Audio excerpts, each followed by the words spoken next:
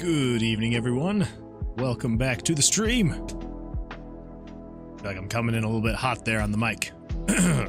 Check, test 1, 2, 3. Oof, I'm going into the red. Let's adjust that a little bit. Okay, is that good? Not going in the red. So hopefully that's good.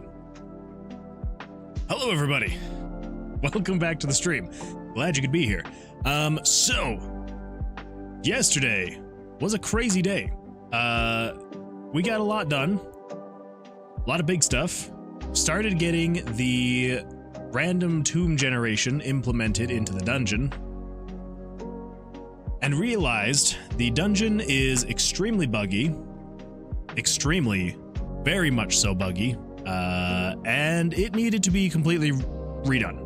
Absolutely, from the ground up, needs to be redone. There was just so much old code in there that we've just been piling on top of that just doesn't make sense to have there, and it was awful. It was making things break and not work properly.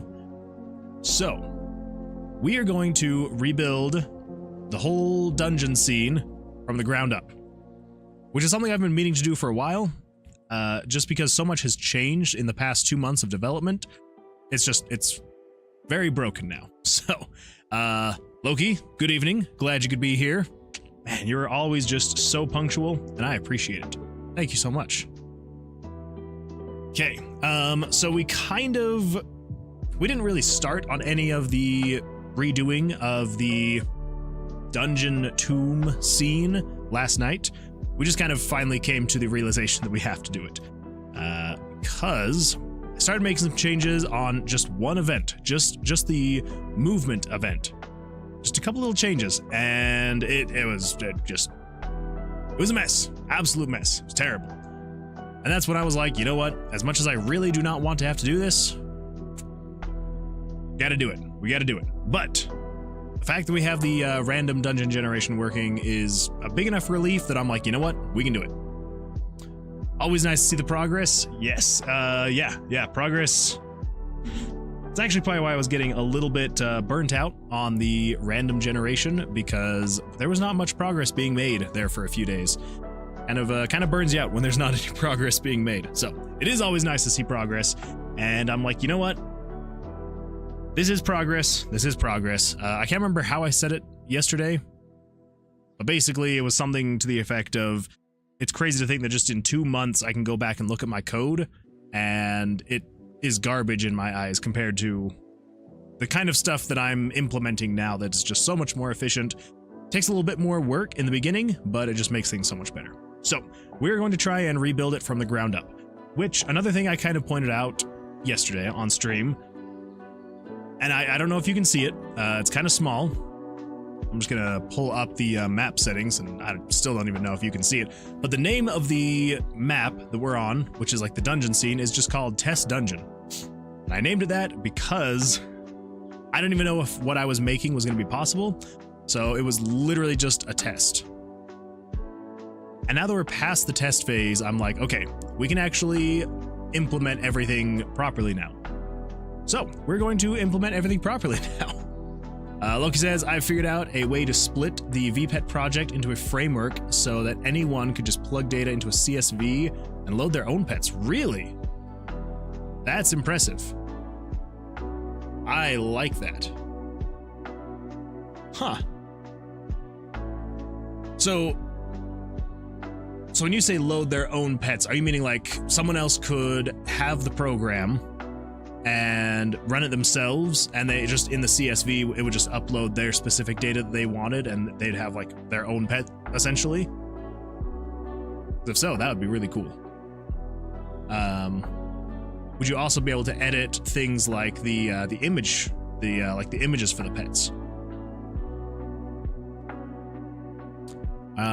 So that is what we're going to be working on tonight, is getting started on restructuring the entire tomb, and it's going to be called a tomb this time and not a dungeon, because way back when I first started building it, it was going to be a dungeon. Now it's a tomb. Yeah, I was thinking, since I can't sell it with Digimon, I can sell the framework and people can use their own data. That would be really cool. And that's a really great way to get around it too. So yeah, absolutely fantastic idea. I love it. Yeah, just put in the path to the image and it will load the sprite sheet. Nice. That's awesome. I love that. Well, I will be very happy to mess around with that once you've got it finished and working. Because yeah, I mean, what I saw, it was really cool. I love it. Nice. Okay. So I guess the first thing, so the task, I just named it redo entire tomb scene, because the entire tomb scene needs to be redone. So the first thing we're going to do is setting up the tomb initialization and the tomb movement. So the initialization is just setting certain variables that need to be set, showing like the actual image of like the UI and all that fun stuff. So like right here, this is the initialization page of the current dungeon. So this is just to, you know, set a couple variables, turn on some switches. Floor number, I don't think we needed that anymore. We can get rid of that. Showing the dungeon UI. So as you can see here, this is the dungeon UI. It's just the base UI right there. This is spawning the inventory. So if you have dice in your inventory, this is spawning it. I don't think we necessarily need that because you are kind of taking your inventory with you everywhere you go. I don't think we would need that anymore, but we might. Anyway, so that is where we're going to start. Let's come in here. We're going to go to the tomb. This is going to be we're just going to call it int. So really quick, weird backstory on int and why I do int instead of initialization or something else. So back in with RPG Maker 2000, so a very long time ago, there was a test project that came along with it, and I believe it was created by the person who translated the engine from Japanese to English. And well, back in the day, I always thought it was a guy. It was made by Enterbrain, and then I guess technically a guy translated. Anyway, pretty sure that the test project was made by him. I may be completely remembering everything super wrong. But in the test project, the very first event in there is int, and it's for the initialization. And I was like, all right, cool. I guess every single project needs an int event. And so I started doing that as a kid, and it has just continued. And so basically every single initialization event is just called int. Anyway, there's a weird random story. I figure I can give the Digimon away for free, since that's just sprites you can get online anyway, and a person can create their own framework, or they can pick up my framework and put things in the correct folder, and boom, it'll work. Yeah, absolutely. Yeah, and if it's just a sprite sheet like this, I don't think there's anything wrong with distributing that, right? I don't think so. As long as you're not selling it, then it should be fine. Yeah, that's gonna be awesome. I'm excited to see it and be able to like mess around with it and stuff like that. Load in my own sprite sheets and all that fun stuff. All right, so on int, we've got show picture number 5, which is the dungeon UI. And we'll say control self switches, turn on A. So if we were to come in here, all we would have is we pull that up, and there you go. You have got, you've got that. Sweet. All right, which is technically all we need to then be able to start working on the movement.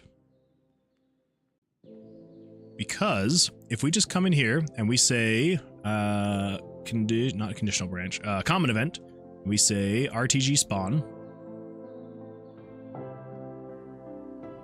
I think that it'll just generate the dungeon, right? Oh, it actually shows everything still. Okay, well, there we go. Generates the whole dungeon and shows everything. Now we don't want it to do that. Eventually we will make it so that it is showing all these pictures, but invisibly. And then as you move around, it reveals them, so you're kind of like exploring the dungeon, you know? Loki says, I created the loading into its own test environment, now to integrate it into the actual project. Well, copy of the project, since I don't want to mess up what I have already done. Yeah, don't do that. Do not keep a copy. Keep a copy or work on a copy. Do whatever you can in a copy. Because, yeah, I've done that too many times where I'll make changes and I'm like, this is working great. And then I'll go work on something else. I'm like, this is working great. And I'll put them together and then it breaks each other. And I don't know, I get it too integrated and then it's all broken. Terrible stuff. Terrible. All right. So, oh man, that would be such a good, I wish that I could spawn the dungeons based on seeds, right? It's kind of how like procedurally generated stuff works. So that I could actually choose a seed every time. Because I would love to be able to like pick this seed again. That just looks fun to explore. I don't know, it just does. Anyway, okay, so we've got that working. Perfect. Let's get the player movement working. So let's say on self switch A, this will be the movement.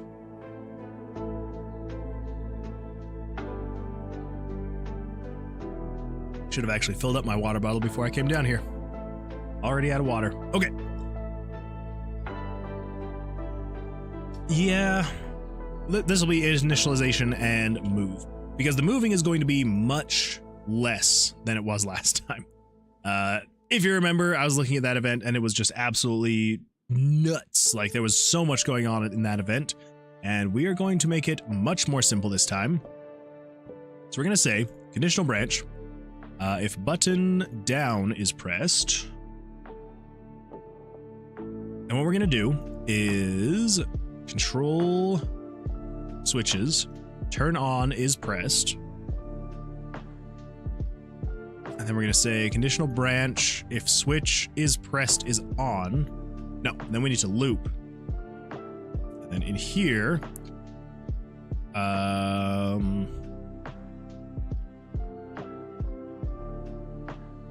conditional branch, if button down is being pressed.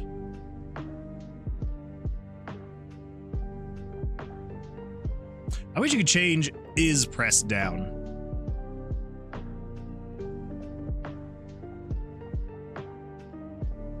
Actually, I'm like 99% sure. I'm just gonna check something really quick. RPG maker script calls list. We're gonna say find rest. Oh, that is rest. Pressed down. Okay, just pressed. Button pressed. Button triggered. True if the okay. That's just the okay. Oh wait, there we go. Button pressed.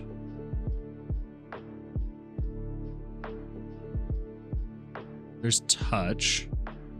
Just want to see. It's got to be down, right? Default button names down, left, right, yada yada yada. Input.key mapper maps code name. Okay, okay.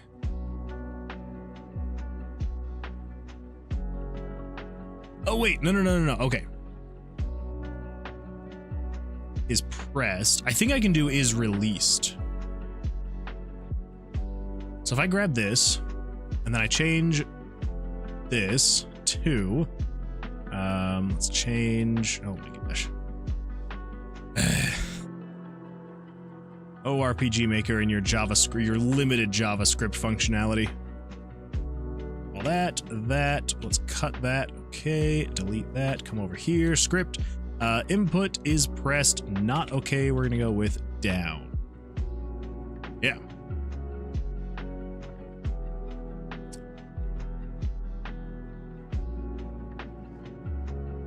I think what I can now do is say change pressed to, well, no, I couldn't say if down is released, right? Maybe input dot is released down. Maybe. Let's do this. So it's going to loop in here. I just want to see what happens. We're going to flash the screen green when it's released.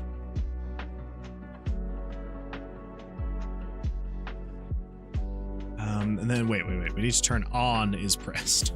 What am I thinking? Okay, let's see what happens. So I should be able to, it may freak out. So if I hold, okay, input.isReleased is not a function. Crap. All right. Well, I don't know. Escape is special. It can trigger, cancel, or menu. Okay, so we've got input is triggered. True if OK button is down this frame or was up last frame. Okay.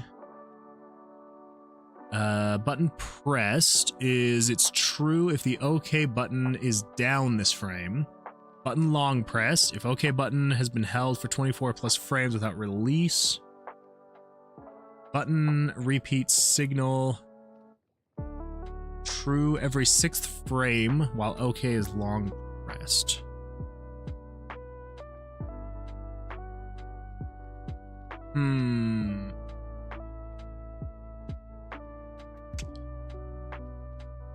Because then we do have, so that's the button presses. And then we've got the touch presses. And with touch, you can do released. You can't do that with the buttons. That's fine, I suppose.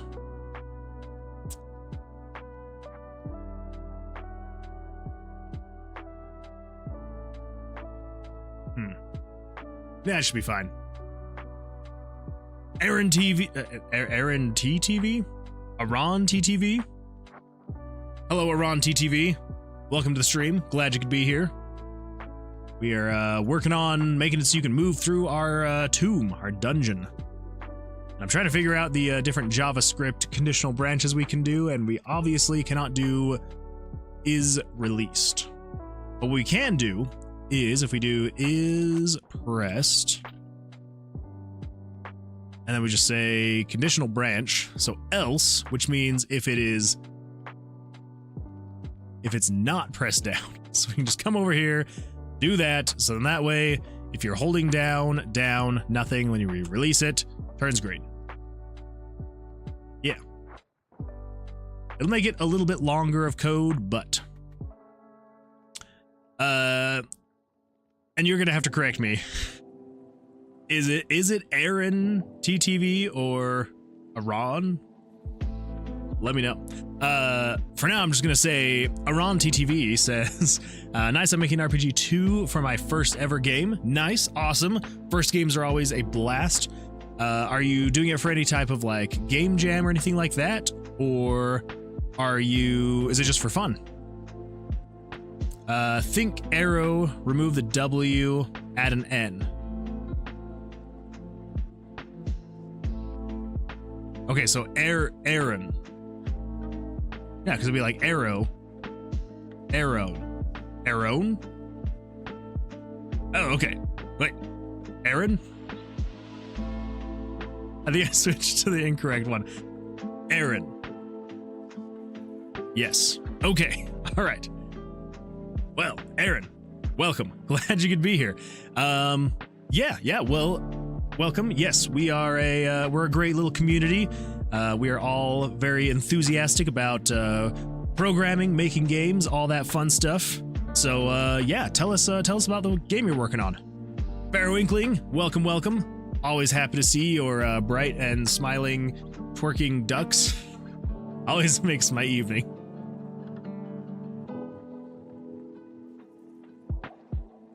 Wait, we're making games in here? I know, right? You just thought I was here to create headache and absolute chaos and destruction. I pulled the wool over your eyes. Aaron says the game I've been making it for the last 3 years. Woo, 3 years.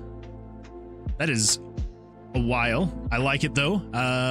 Means you're dedicated, which is absolutely fantastic. Love it. What kind of a game is it? Is it, so you said it's an RPG. Kind of going for the, like, classic top-down RPG style, going for 3D, something else. Okay, so when it's pressed down, Doesn't do anything.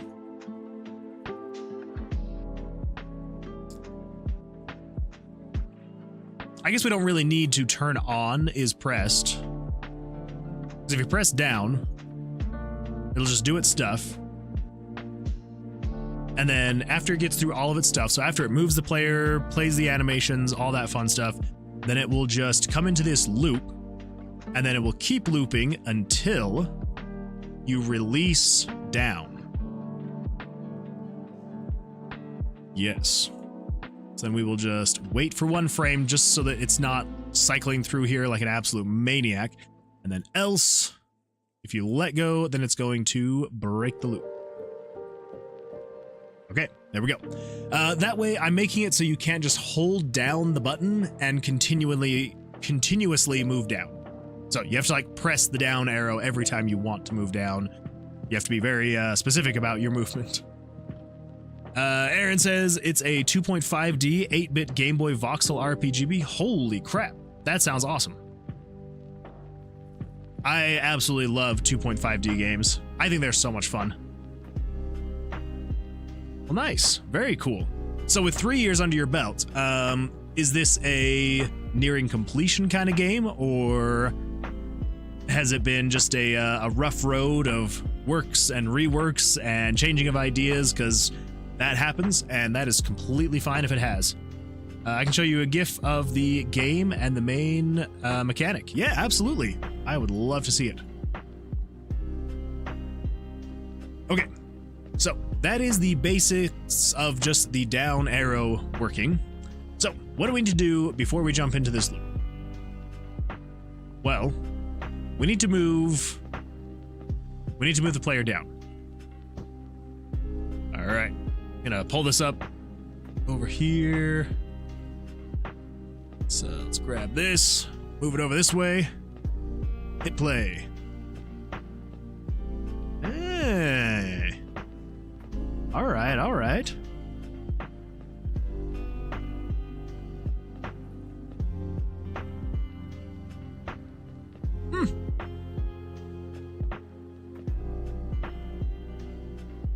Okay, I'm gleaming that you're collecting relics, putting them in altars. Whoa, all right. Hold up now. Okay, so you're like, I mean, obviously with the visuals, restoring color to the world. So are you like pulling the world out of like the like an old, what would it be? I guess not necessarily like 1-bit. I mean, it kind of was with like the green tint. Had that like a classic Game Boy aesthetic, and then you're bringing color to the world. That's really cool. I really like that. I really like the visual art style too. That is very nice.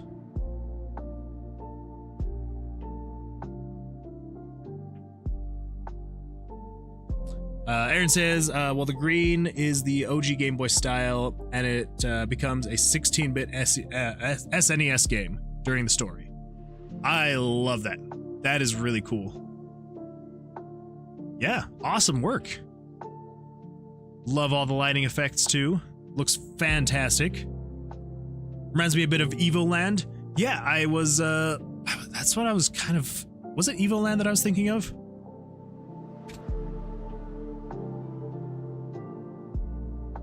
Yep, Evoland. Yes. Same thought. I love it. Very nice work.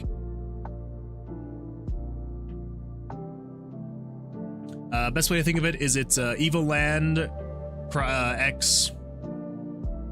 Yeah, Evoland X Final Fantasy Tactics X Zelda. Okay, that is an awesome lineup. A lot of crossover. Final Fantasy Tactics, I think we were talking about this Sunday, because one of our other community members, but over on YouTube, his name is Jesse. He is also developing a kind of like a tactics game, kind of like Final Fantasy Tactics, and we were kind of chatting about how I absolutely love the concept of those games, and I love playing them. I am just terrible at them, but yeah, very, very cool games and very cool concept. I love that. That's awesome. Well, keep up the fantastic work. It looks like 3 years is absolutely paying off. You're about 80% of the way done with Region 1. Nice. How many planned regions do you have for the game? Just slowed down with the engine I use. That's all right. What engine are you using? Out of curiosity.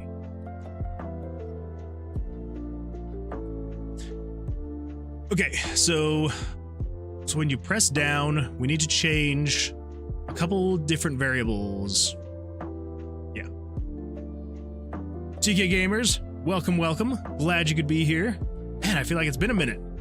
I know that with the change, it's been a little bit difficult for you, so completely understandable, but we've definitely missed you. RPG in a box. Awesome. Yeah, I tried to get good at that engine. Sorry, I gotta shut off my space heater. It's finally warm down here. Yeah, RPG in a box. Absolutely love it. I was actually... So this was a while ago. This is probably about a year and a half ago. I was chatting with the developer of RPG in a Box on Twitter. Super cool guy, and yeah, he's super passionate behind that engine. I absolutely love the concept, and I wish that I was slightly better at picking up and learning new engines, because there's a lot to it. But some of the stuff that he has shown off with that engine, it's really cool stuff.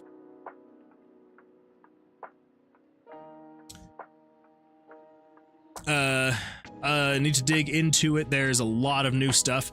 I know. I've been watching and following all of the developmental updates that he's been posting.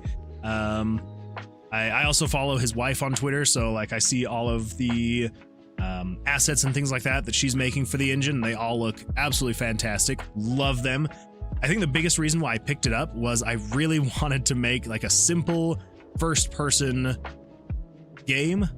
And he was showing that off. He like remade the first level of Doom, like the original Doom, in his engine. And I was like, that is what I want. That's what I want to do. And yeah, it just, I was like, I started getting into it and I was like, this is going to be a lot of work to figure out. And I still eventually want to figure it out. But yeah, it is a lot. It is a lot. Tiki Gamer says, yeah, it's been like 2 to 4 streams that I've missed. Yeah, I know. And it sucks that I had to change the time. I really wish I hadn't had to. You know, it was nice the time of day that it was happening, but gotta make some money to pay the bills. So, but hopefully things have been going well for you. Aaron says, I like low poly zone sprites, free movement, so 8 directional. Yeah. Which is something that I feel like it looks like it handles super well, which is a lot of fun. Fun fact, after he posted that video, Sweeney contacted him, and he got a lot of money to put the engine on Epic for free for a month. I did see that, and I got it for free. I mean, I also bought it on Steam, because I was like, this looks awesome. I absolutely want to support this. But yeah, it's awesome that he was able to get all of that working, and yeah, super happy for him. Okay, so what variables are we using to show the player icon?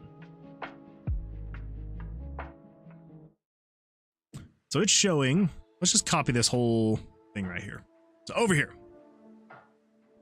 So we are using variable 370, which what is 370? 370 is RTG picture X start. Picture Y start. Okay. I mean, we can use that, but I'm thinking we're still going to keep utilizing player X and player Y. 98, 99. Yeah, let's do that. Let's do that. Am I setting those here, though? Oh, wait. No. We do want to go based off of 370 and 371. it's room X and Y that we want to, okay.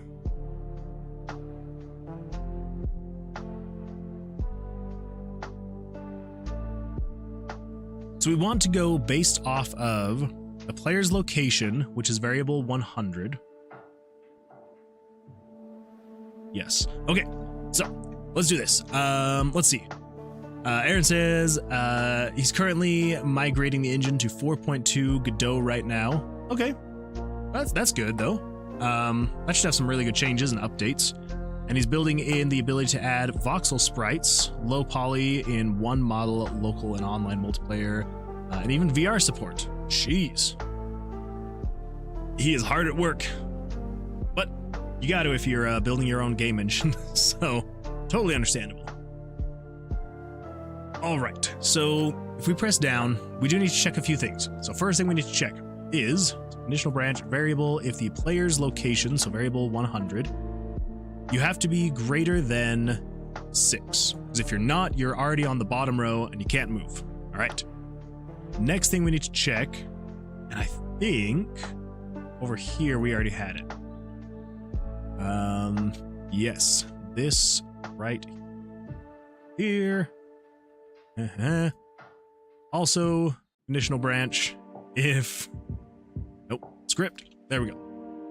So basically what this is saying is it's saying if game variables 100, so the player's location, times 4 plus 97. So this is basically saying what room layout is the player in. That's all of this is. So wherever you are, it's then referencing that room's floor layout variable. And then it's basically saying, is that variable equal to 1, 5, 7, 10, 11, 12, 14, or 15. So all of those numbers correlate to your ability to move down. And yeah, so it's basically just saying if you're in one of these, if the room you're in is one of these, you can move down. Fantastic. Okay, so yeah, so if you press the down button, first check to see, make sure you're not on the bottom row of rooms, which means you have a place to go. And then here, is there actually a door that you can go through? Ticket Gamer says, I think I'm going to host a game jam soon. You're going to host a game jam? That would be absolutely fantastic and super fun. You have ideas for your theme, your rules and things like that you want to set up and have? Okay. So if all of that is correct, then comment move player down. So this is the section where we will add the player's move. What we're going to do is control variables. We're going to sub 6 from the player's location. So if you move down, you're moving down by 6 because it goes left to right, bottom to top. And there's 6 rooms across. So if you go down 1, you have to reduce 6 from the player's location. So subtract 6. And then we're going to say control variables, add 1 to player Y. I believe you're adding 1 because you're moving down. Yes. Then we're going to show picture number 92, player icon. I think that should be everything we need there.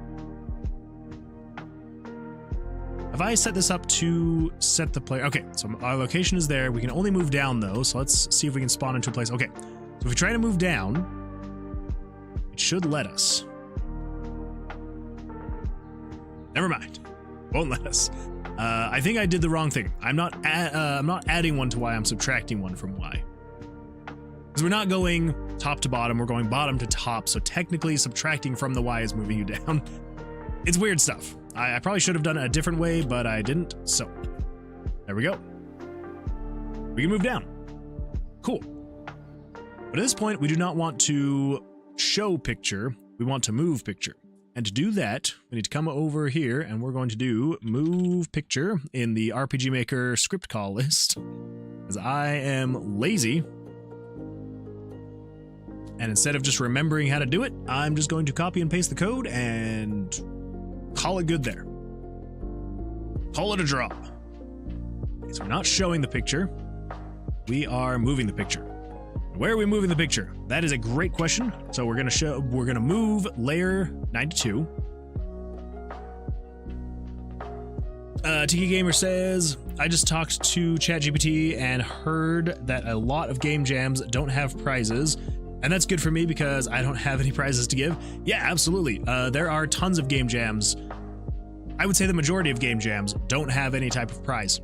The prize is getting to participate and have fun, do something creative, do something that you may feel uncomfortable doing. It's going to get you out of your comfort zone. It's going to make you think, make you grow, and that's prize enough. So yeah, absolutely. I guess in that sense, every game jam has a prize, and the prize is if you take it seriously and you work hard, you gain experience and you have a good time, and maybe you'll do something you never thought you could do. So yeah. Okay, origin of 1. So that is in the center of the screen, yes. Then we need to grab the X and Y very bizarre thing that I have going on here because I can never just do anything normal, right? No, I cannot. We do that. Let's come over here to the comma break, grab that stuff, go, place that with that, and then 100, 100, 100. Hold up now. That's the amount of time, 60, so we're going to set that to 10 frames. So move picture 1 to center on 200, 150 at 0% opacity over 60 frames. Okay. Yes, I believe it is... What is that?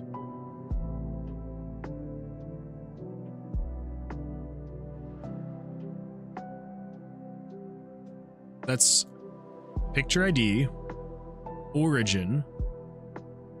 This is the X. X and the Y. 100, 100, that is width.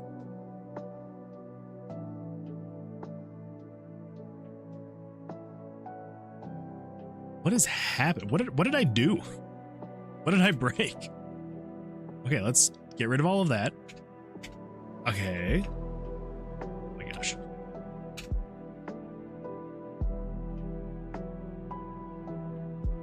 Okay.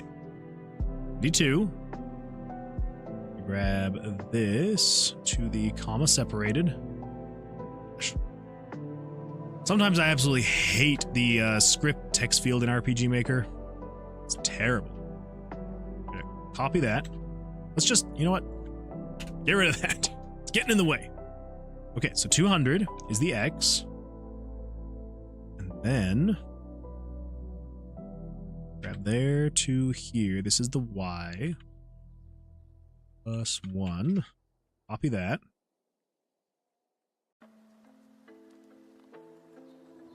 $150. Paste that. Okay, and then 100. 100. That is width and height. 60. At 0% opacity over 60 frames. What is that other 0 for? So if we show picture, or let's move picture. Okay, so you've got at the origin, the X and the Y, scale, blend mode. Okay, that's what that other 0 is. I'm an idiot. Okay, 255, 0, and we'll do this in 10 frames, we'll say. Okay, so that should move the player's icon. Let's make sure that is working. So if I press, I can't press down here. Can't press down there. Can't press down there. I do. Okay, there we go. Down. Okay, awesome.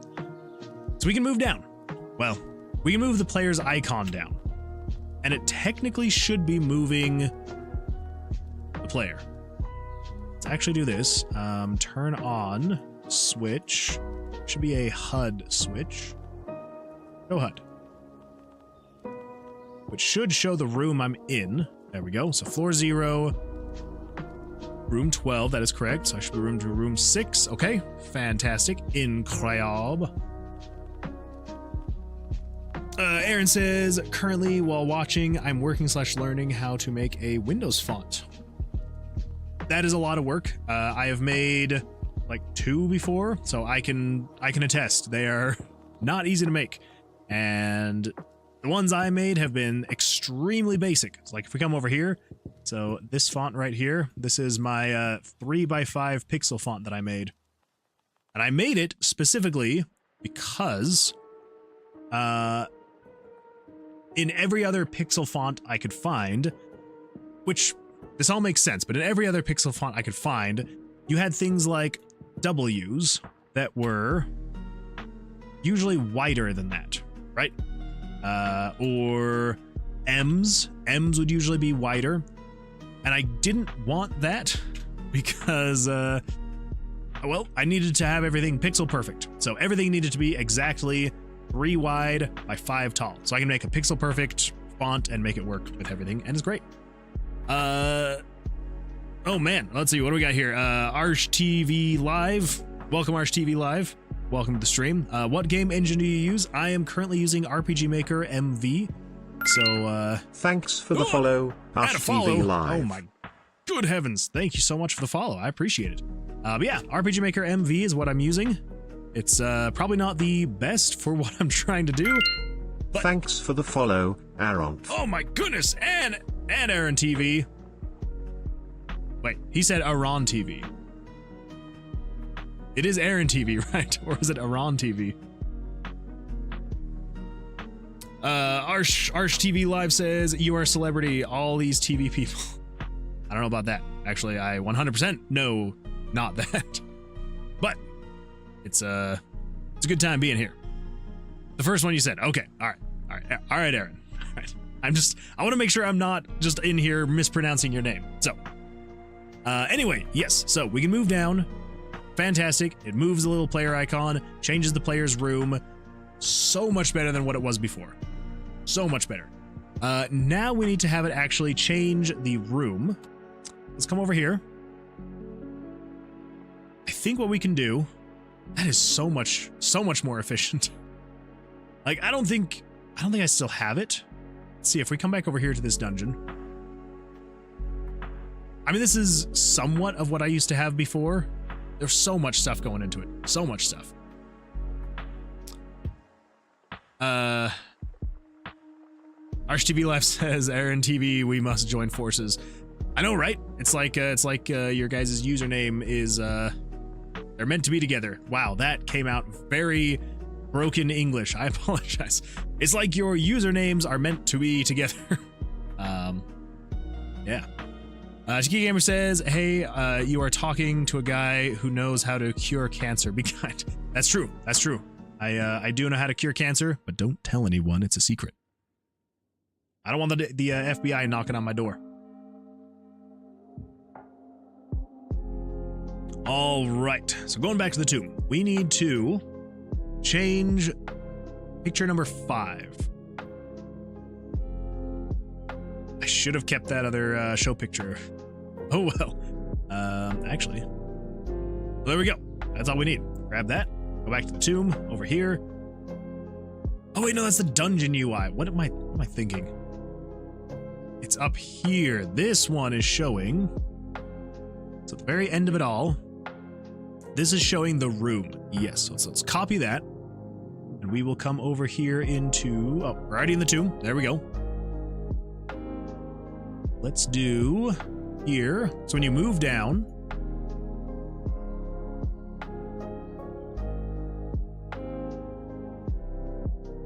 I know there's a reason why I had everything separate, like the transition animation and all that fun stuff. But I think what we're going to do is just put all of that right here. So for now, just to keep things simple, we're going to show picture. So show image 37, room plus game variables value 93, which I believe 93 is current room layout. Yes. Oh, that's right. Okay, so we need to do a little bit more stuff here. with the variables. Tiki Gamer says, okay, sorry about the game jam prizes. Wait. Sorry about the game jam prizes. Think I was gone. Can say it again. Well, because you were saying that you wouldn't be doing any prizes, and that is totally fine. I don't think there's any. Oh, sorry, things. Sorry about the game jam prizes. Prizes things.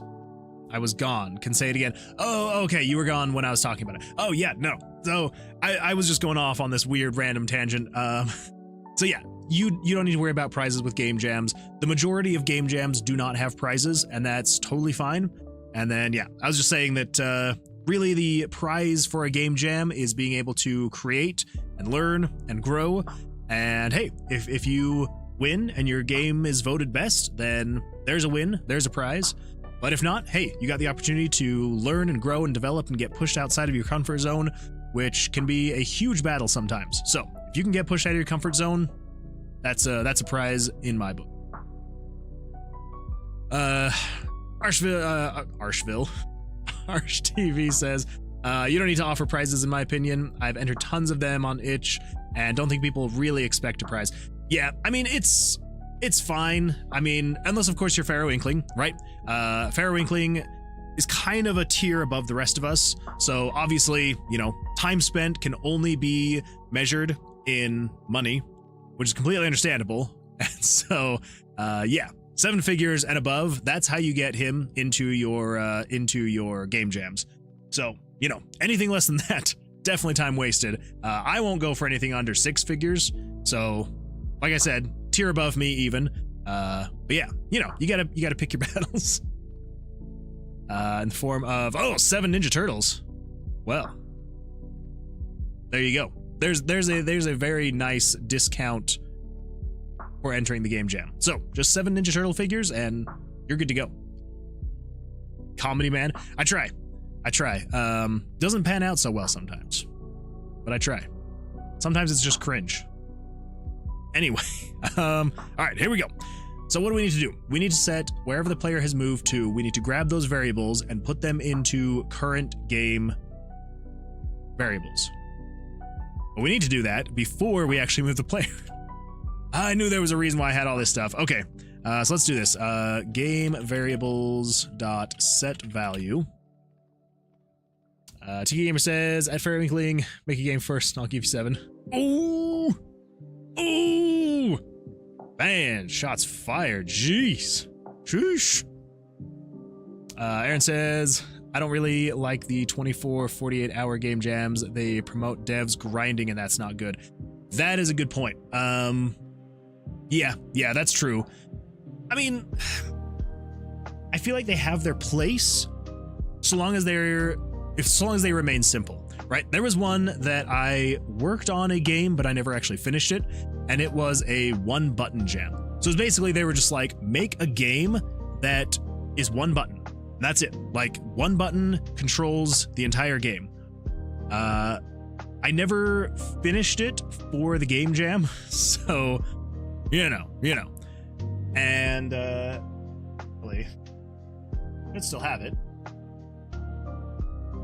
So yeah, I started making it for the game jam, didn't get close to finishing in time.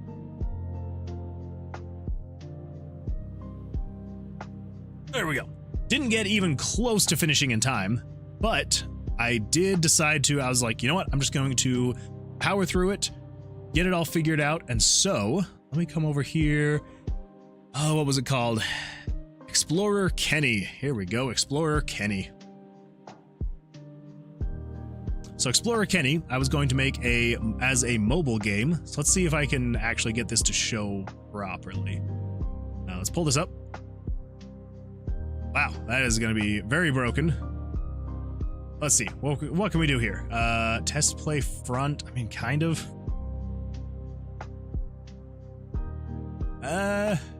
Well, you can see it, you'll get the idea. Anyway, so yeah.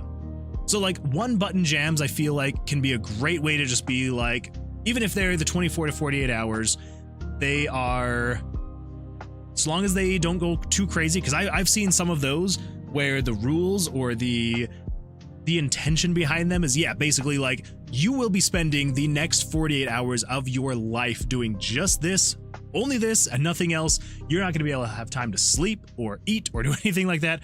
And that I feel like it does take it too far.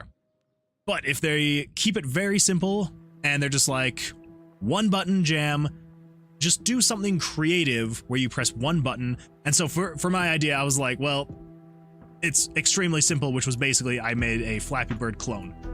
And that was it.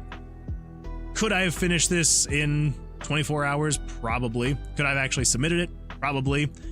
But being the perfectionist that I was, I wanted to add too much polish, and it took me way past that time. So, yeah, that was my bad. Anyway, this was something that I made for one of those 24 to 48 hour jams, but they need to keep it simple, because as soon as they go too far, then you're just like, okay, yeah, it is not good for the developers. It does definitely push too much to be like grind, grind, grind, and don't do anything else with your life for the next 24 to 48 hours. Arsh says 24 to 48 hour game jams are my favorite. You walk away with something you look at years later and think, what was I thinking? It's one way to challenge yourself, in my opinion. Yes, absolutely. And I would say that, again, as long as it doesn't get too crazy and it's a very simple concept or a very simple idea, like press one button. And so like the one button was literally tapping the screen. Oh, I made it far on that one. Anyway, yes, so absolutely a great way to flex your creativity and your skills and all that fun stuff. But Jesse, welcome. We're having some great chats right now. Jesse says, I can't stand the super short game jams. I like the month or longer ones. Yeah, absolutely. I feel like with the longer ones, it does not promote so much of the grind until you can grind no more kind of work ethic. Because yeah, for better or worse, which I feel like it's usually worse with those kinds of jams, where yeah, they're a little bit too short and you're just like, I want to make something great, but I don't have enough time. Anyway, all this to say, so long as the theme fits the jam timeline, it's good. As soon as they say, hey, in 24 to 48 hours, you need to make this crazy game, I would not suggest it. Tiki Gamers has school. All right, good luck. Hopefully it all goes well. And yeah, if you do end up making a game jam, I want to hear all about it. I want to see it. So good luck with school, though. Take care. All right, so let us jump in here. So we need to set some variables. First of all, we need to set, before we change the player's location. Let's do, so we need to grab some variables to put, okay, so the way I'm doing this is a little odd, I will admit, but it gets the job done. So let me lay out an example really quick. So right now, with all these different variables, so starting at variable 101, you have 4 variables for each room. Layout, monster, item 1, item 2. Layout, monster, item 1, item 2. And you have these 4 variables for all 60 rooms, and this is where all the data is stored for each room. So the layout is 1 through 15, so depending on whatever shape the room is in. Monster is just whatever monster is going to be in that room. Same thing with item 1, item 2. It's just saving whatever's going to be in that room for those things. And then the way that I am using that information is I then have 4 other variables called current room, layout, monster, item 1, item 2.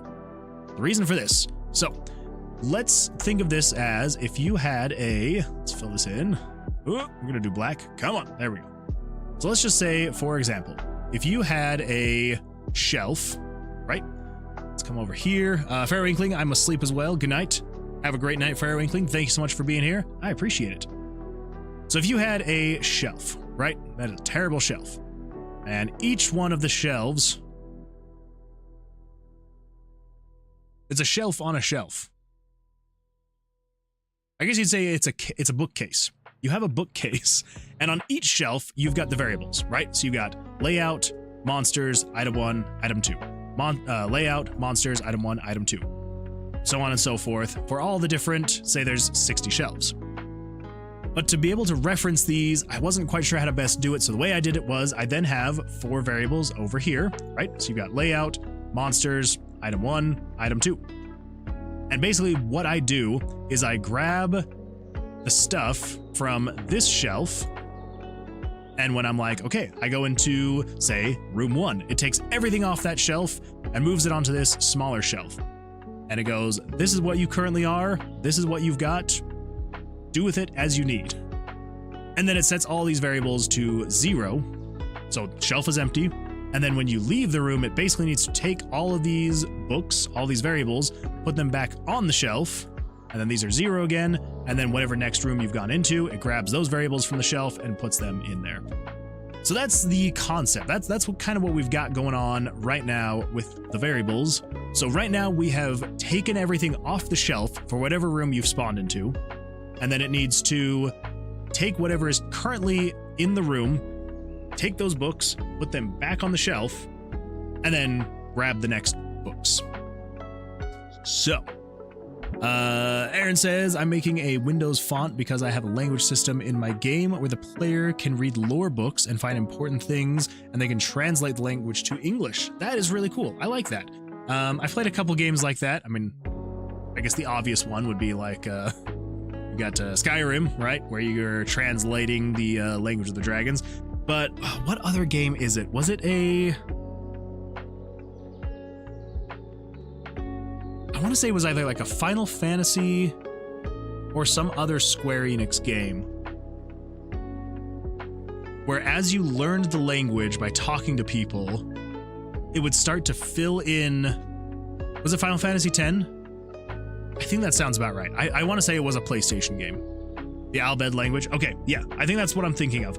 Yes, so like as you talk to people, you learn the language, and then you're able to then talk more to people. So yes, absolutely fantastic idea. I love that. That's really cool. Very cool indeed.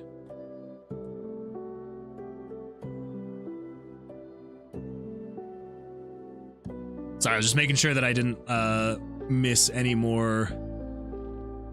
I think that I responded to Arsh's last message.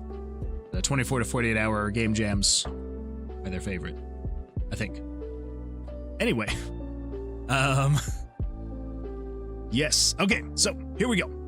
Also, Jesse, I feel like there was like a lot of talking going on when you first came in. I know I said hello and welcome, but how's your day been? Hopefully it was an all right day for you.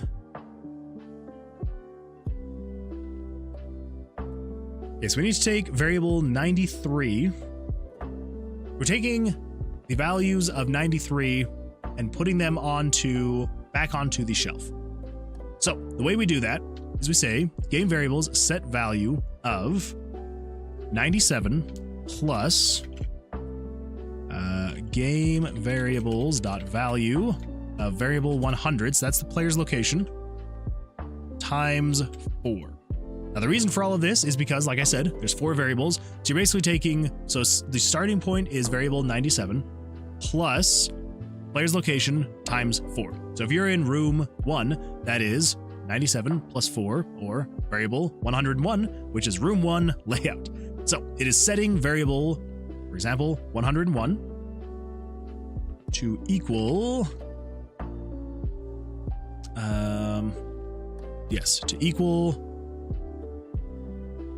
game variables dot value of 93. So that is the current room layout. Fantastic. All right. Just says today was bi-weekly meeting day, so it was just noise for 4 hours of the workday. I know how that goes. Yeah, those I don't know what it is about like heavy meeting days. 9 times out of 10 they seem to suck. There are some days where meeting days are just an absolute relief because you're like, I kind of have the excuse to just say, well, I was in meetings all day, so you know, that was my time. But yeah, most of the time I feel like it just makes the day drag, and that is absolutely terrible. So that sucks. That sucks. Just makes the brain melt out of the ear. Yeah. Yeah, it's a great feeling, isn't it? Absolutely fantastic feeling. I spent the time doodling D&D maps. See, there you go. That is a fantastic way to spend the time. To pass the time. Yes, it's a fantastic way to pass the time. That does sound like a lot of fun, though. Just doodling some D&D maps. Very nice, very nice. Do you DM your own D&D sessions then? Or is it more just for fun? Okay, so the way we would do this, we would say starting point is 98. And we're moving you to variable 94. Let's grab from down there. Starting point is 99. Take it to 90. Yes, 95. And starting point is 100. Copy it to 96. Okay. There we go. So before the player actually moves, take that information from the small shelf, move it back onto the big shelf, into the proper spot, move the player's location, and then we basically just need to do that again in the other way. So then we're taking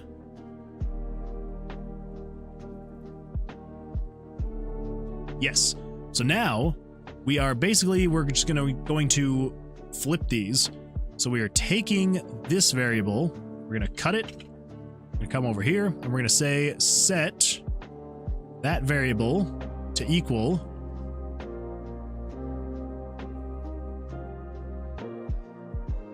$97 plus that variable. Yes.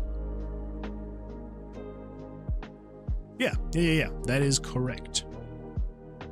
Cut this. Wait. Set value. Okay, yes. Oof. I was worried there for a second. I was grabbing the wrong stuff.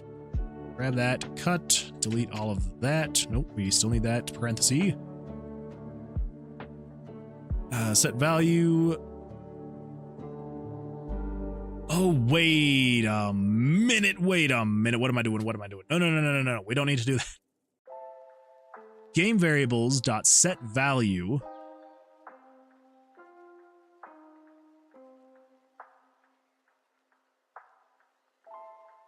Okay, we need another parenthesis here. We need a double parenthesis. And then we get over here, we need the double parenthesis again. Ooh. The reason being is we need everything in here to be giving us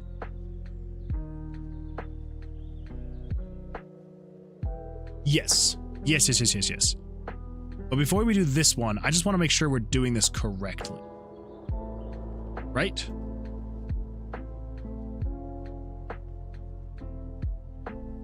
Let's double check and make sure.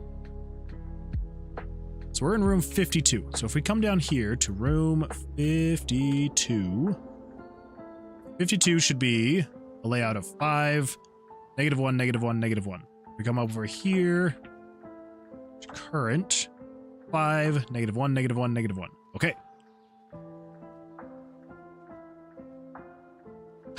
I guess we don't need to. I don't think we need to erase what's on the shelf. We're just making a copy of it.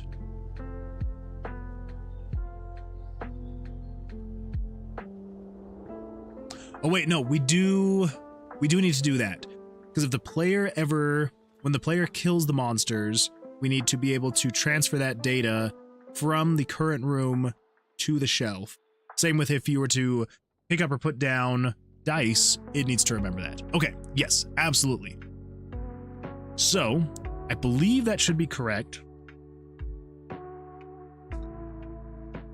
Let's do this though. We need to come over here. So when... Yes, there we go.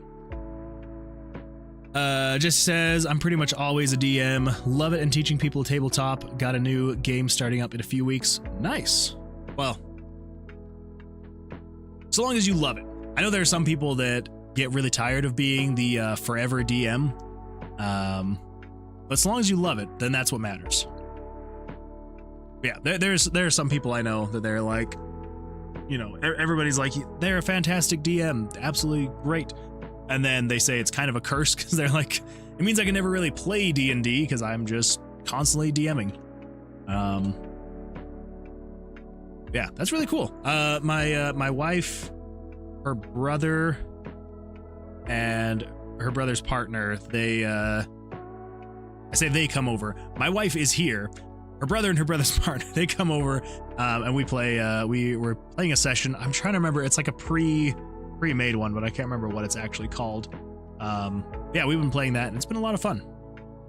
I am terrible at tabletop games, no good at them at all, but it's a good time though. Because yeah, her brother is extremely knowledgeable, and my wife is super in depth with it as well. So they're really good at just making sure that we know what we're doing and that we're not breaking the rules accidentally. Okay, so now we're gonna say you only let the wife in the house for tabletop. I see how it is. Yeah, basically, I'm like, it's time for D&D. Nope, get out. I don't want to see you until it's time for our D&D session. That's basically how it goes. Okay. I think we can just get rid of all of this, because this is going to be zeroing out these variables. So it's setting the variables, well, it's setting these variables to equal, let's see, open 1, 2, 3. Wait, what? 1, 2, 3. 1, 2, 3, 4. How are there 3 opening parentheses, 4 closing parentheses, and it's not freaking out?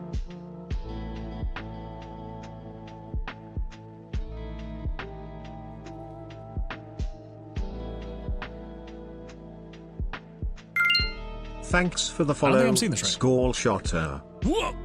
Skull Sharter. Thank you so much for the follow. I appreciate it. Glad you could be here. Welcome, welcome. Hopefully everything we're going over and chatting about is entertaining and fun. I mean, you followed, so hopefully. Do I like your profile pic? I do not see it. It is very small. Very small profile picture. That is still small on your profile. It's really hard to see. Let me see, can I make this any bigger? Yeah, still kind of hard to make out. But yes. It is a great profile picture. Absolutely fantastic.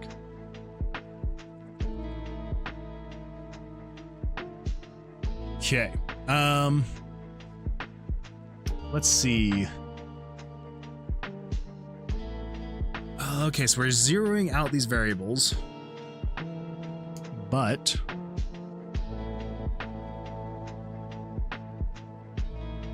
okay, that is correct. Yes. Just get rid of this. We want to keep the parentheses. There we go. 1, 2. Oh, okay. So I did mess it up last time.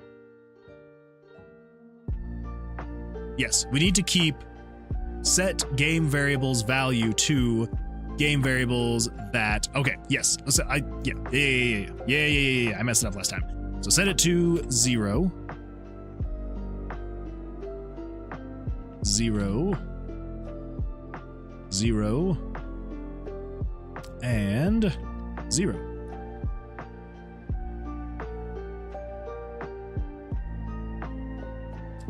it may error out, but if it doesn't, okay, so that means room 58, all the data should be empty. Is that correct? 58? No, we're still 6. -1, -1, -1. Okay, so I did something wrong. Not necessarily error worthy, just wrong. So what have I done? I don't think I actually need this. So I think we can say get rid of that. And that also means we need to get rid of one of these. Yes. Pretty sure that should be right. Let's find out. Okay, didn't error.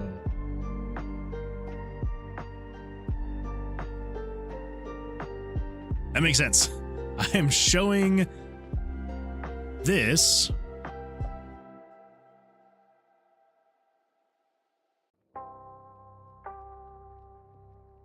No. Oh, okay, that's the room.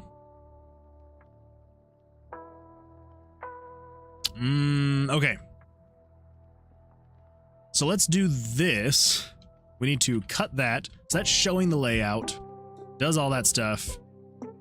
Okay. And then we put it down here. That will be better. All right. So 56 should be all zeroed out. Room 56 is now 0, 0, 0, 0. Awesome. Fantastic. Okay, so with that, we can then say, if we copy that, come over here. So moving the player down. So we need to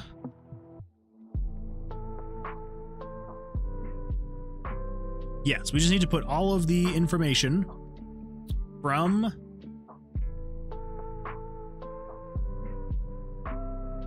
do we actually need to zero it out? I feel like we don't. We just need to set the value. All right, sorry, I'm getting so sidetracked. I'm trying to keep my mind from going back into territory of, well, this is how I did it before, because I'm not doing it the way I did it before. It got way out of hand and just absolutely terrible. So we're not going to do that. Okay, so what do we need to do? When you press down, it needs to take everything from the small shelf, put it back onto the big shelf. So how do we do that? Oh, wait, I think that's right. Sorry. I completely forgot the reason why we were doing that. I literally only zeroed it out so that we could check and make sure it's actually putting the stuff back on the shelf. Okay, so room 33. Sorry, my brain is going crazy right now. So everything is zeroed out. Fantastic. So if I press down,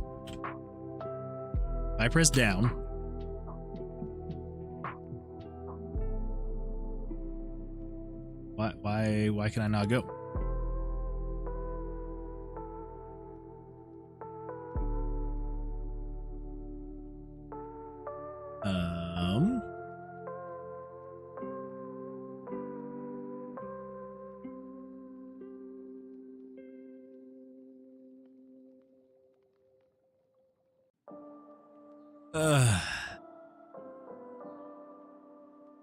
So it's going off of the player's location. We don't want to go off the player's location. We just want to go off of current room. Current room, variable 93. So we do not need all of that. We just need to say includes in game variables 93.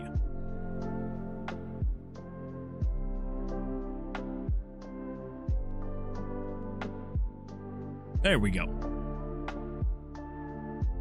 I'm so smart.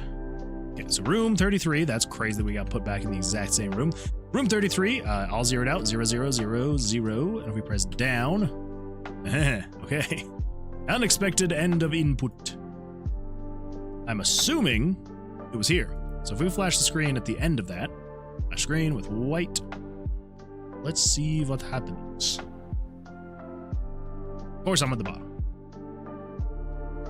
Okay, so it is something in this script call. What is wrong here?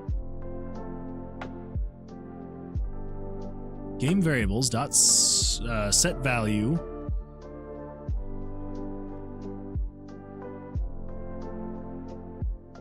One, 2, 3, 4.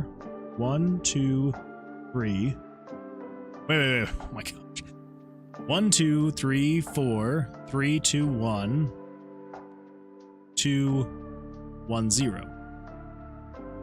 I think maybe I don't need these other parentheses though. I think I maybe was actually incorrect in that. Yeah, I think I was going a little too crazy there. Too many parentheses. Nope. Just the right amount of parentheses. In fact, just to be on the safe side, I may have also potentially messed this up. Includes. Okay, so script if yada yada yada dot includes game variables dot value 93. Actually, no, that should be right. Well, we'll see how many times it flashes. So, yeah, one flash. So it is a problem here.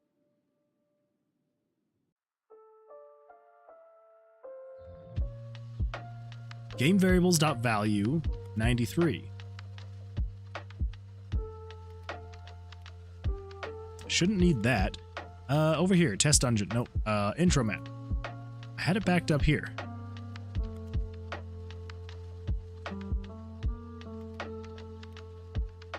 I think I was missing one of those because open parenthesis. So that's 1, 2, 3, 1, 2, 3. Okay. That's what it was. Did not have enough parentheses. Okay, so with all of that, I should be able to go down, flash, flash, and a third flash. All right. We were in room 23, right? 14, 15, 16, 17, 18, 19, 20. We were in room 20. So room 20 should have all of its content back on it. 0, 0, 0, 0.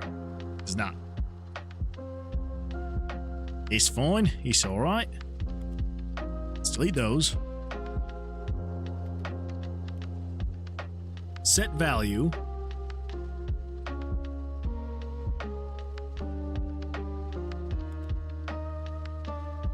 All right, I think I did actually. I know I keep going back and forth. JavaScript is a foreign concept to me, for the most part. I can get by. That's what I'll say. So, 40. You should be 0, 0, 0, 0.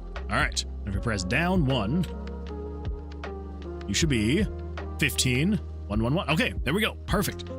So, we are now properly taking the data from the current room, moving it onto the room you've left. Awesome. Now, next thing we need to do, take that data, moves it off. Fantastic. Then it moves the player's location, sets the Y position. Then I can move that. Then, what we need to do is we need to set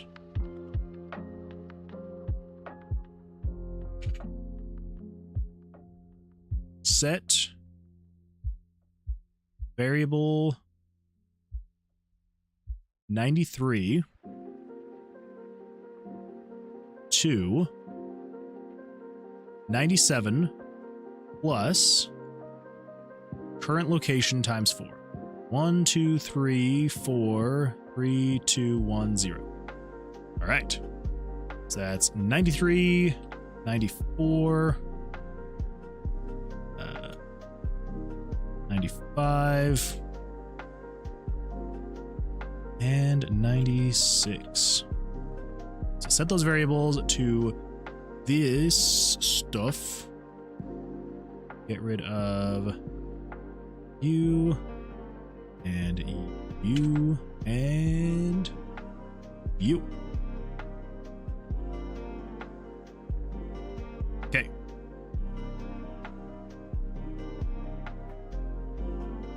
Let's cut you, paste you. That should change the graphic here. So it should change it to where there are now 2 doors on the side if we press down.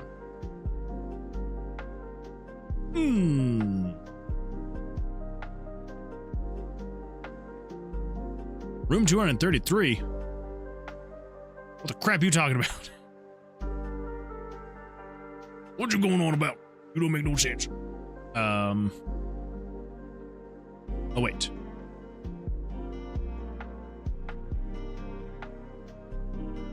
We don't need these parentheses? Question mark, question mark. You're setting these variables to that plus that.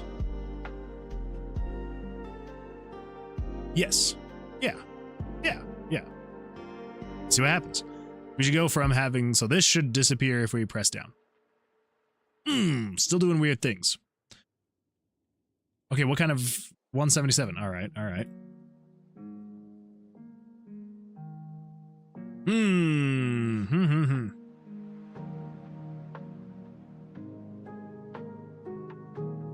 Game variables dot set value.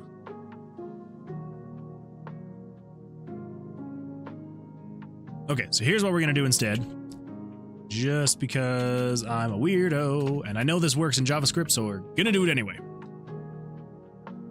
Equal.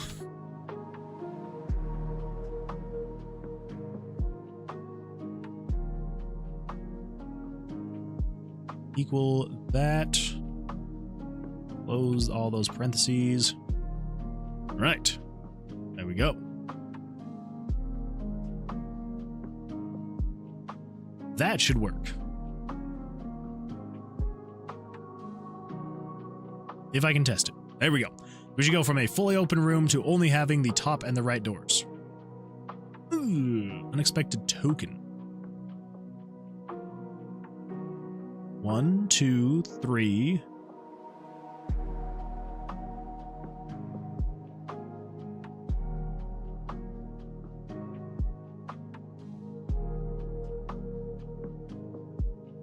Okay.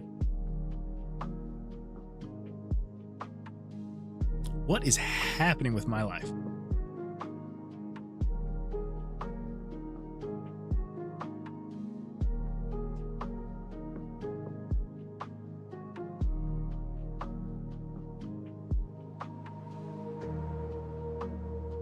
You know when I said this should work?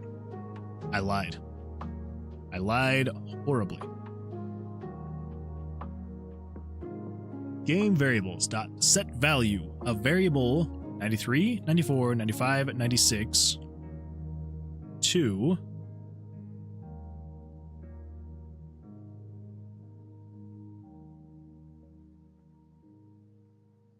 actually game variables dot value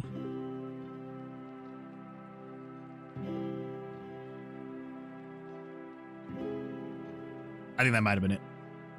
I wasn't actually saying that it was a variable. Okay, this should go from all corridors are open to just left and up.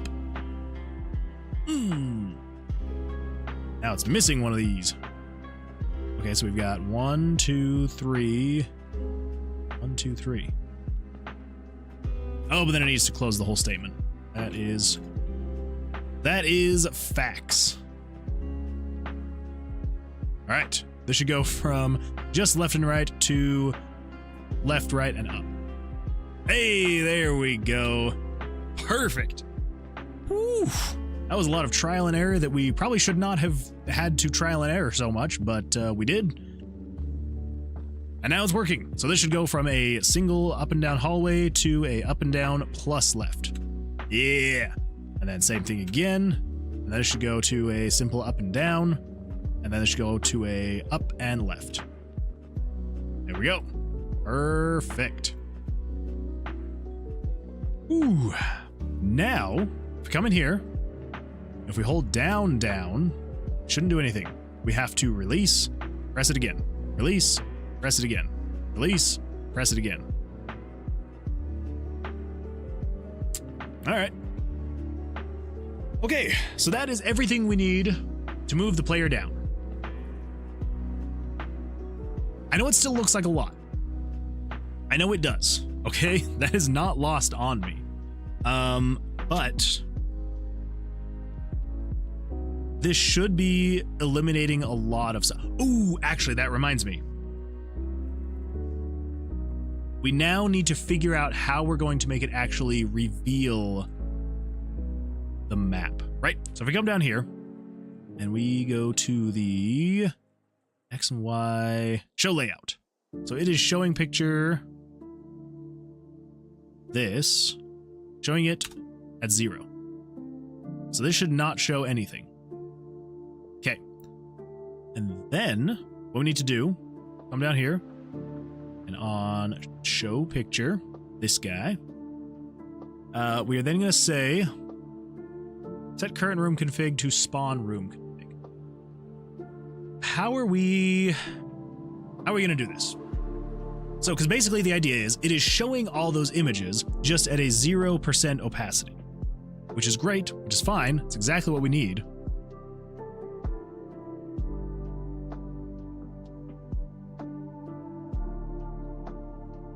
We're setting the IDs of the pictures based on rooms, right? So if we come in here, say variables, we have file types, RTG, room pick ID 1. This is for rooms 1 through 60. So if the room is a room, then it's going to show. It's going to show.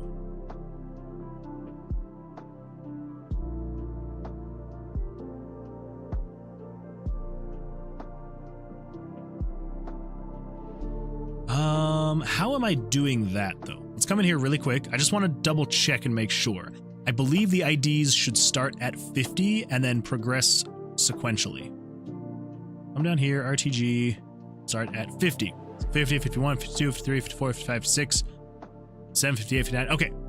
So that means what we can do is we can say, after we've done all of this, we get down here to show, we will copy the show picture.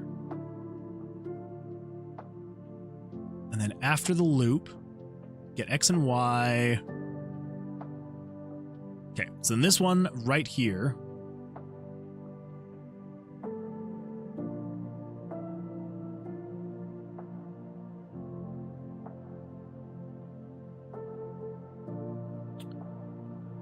so we would go off of the player's location.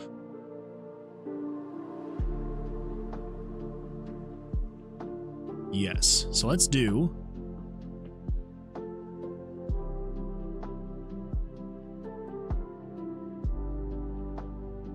what variable ID was that again?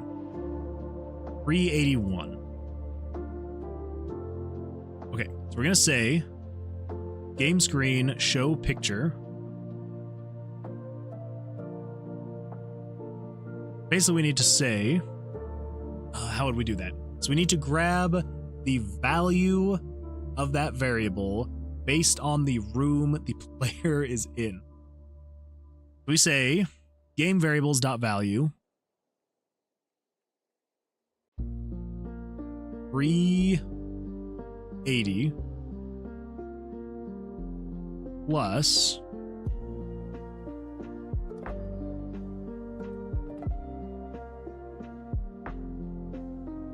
game variables.value 100. I think that should be correct. And show it at 255. 255.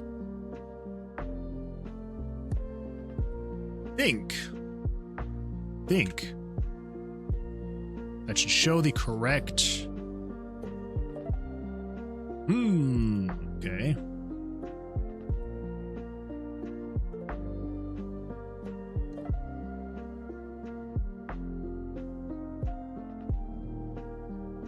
That's where 255 would be, right? Show picture. Yeah, opacity and then blend mode. Okay, so I think I'm just not referencing these things correctly then. So we're saying show picture.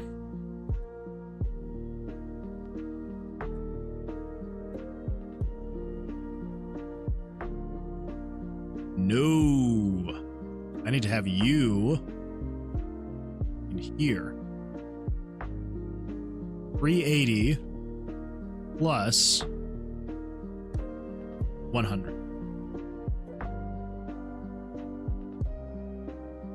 I think that should be right. Nope.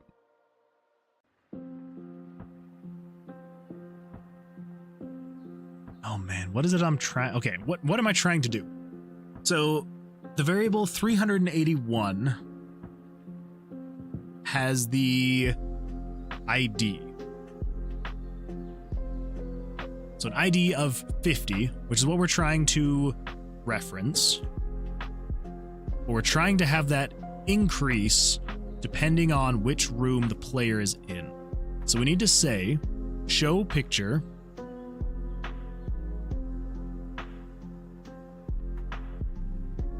$380. Ooh.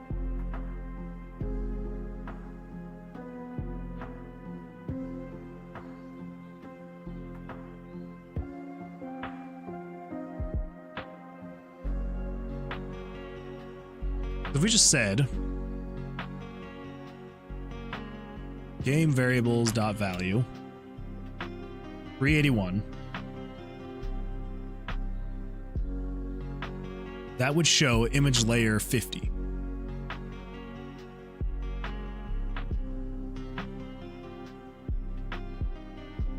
Map 0, huh?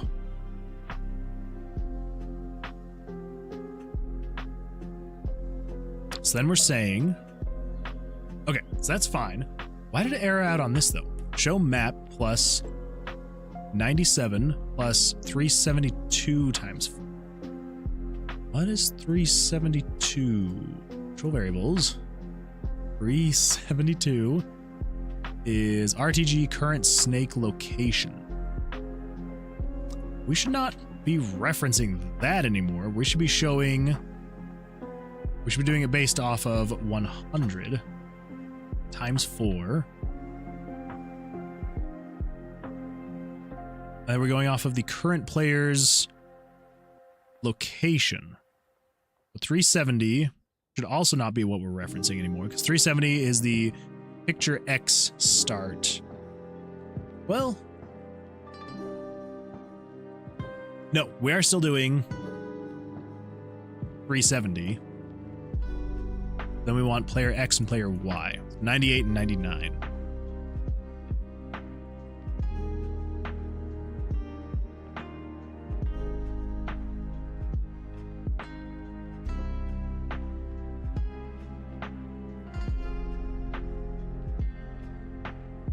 Right?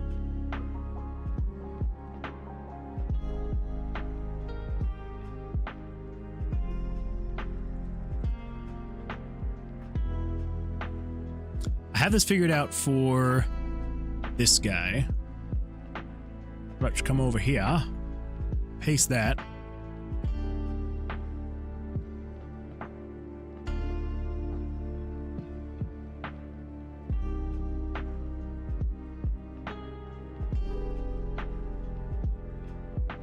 Okay, so this is the X and Y.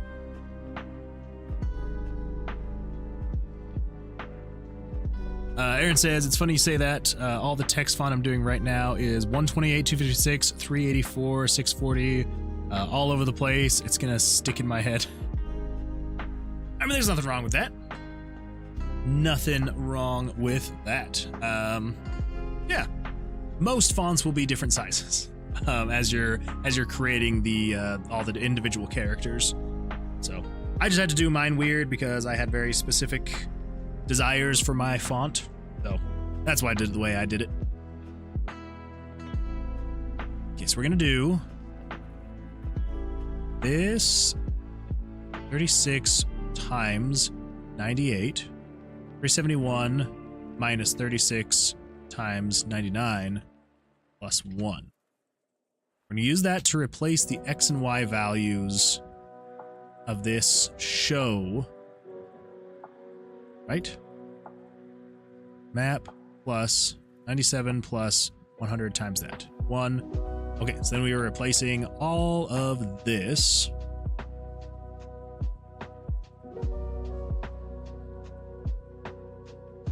Paste. Okay.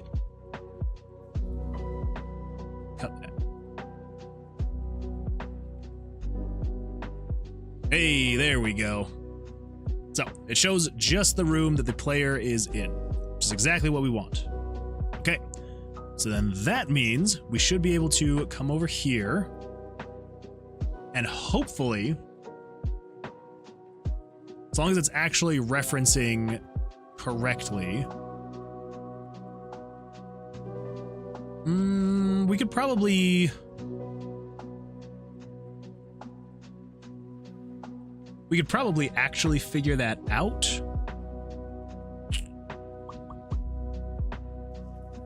Yeah, somehow. Because it moves the player.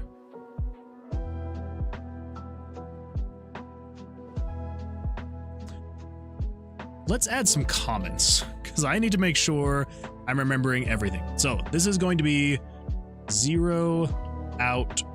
No. This is copy current room info to room DB info. This guy, show picture. This is reveal next room.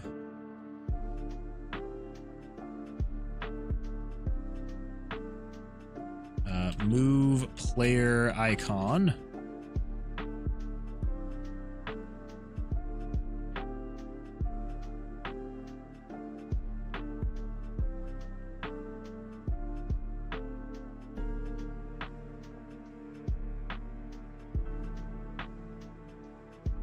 Add new room info from DB to current room.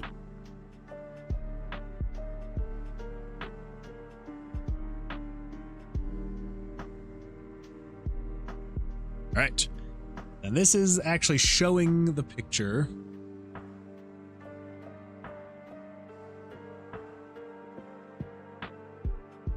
Which I believe we could just use that. I don't think I have to change anything about it.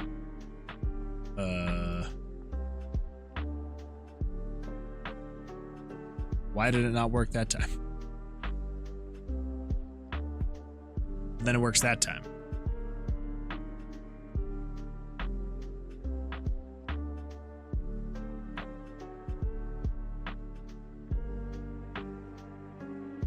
It's gonna error out. No.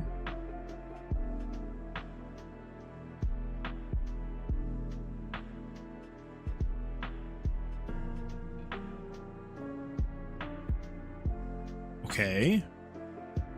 Huh. That is bizarre.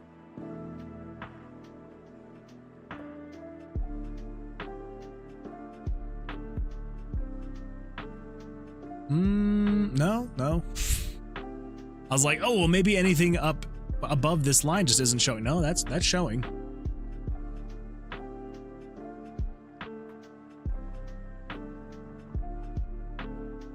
Okay, let's find one. Okay, so it's not showing here.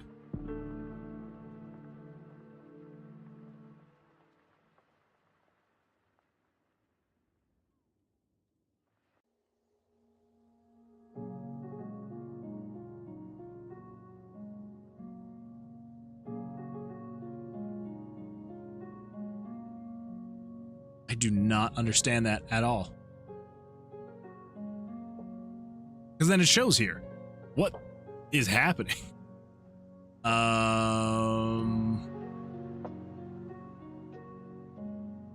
Okay. I believe the issue is with the image layer reference.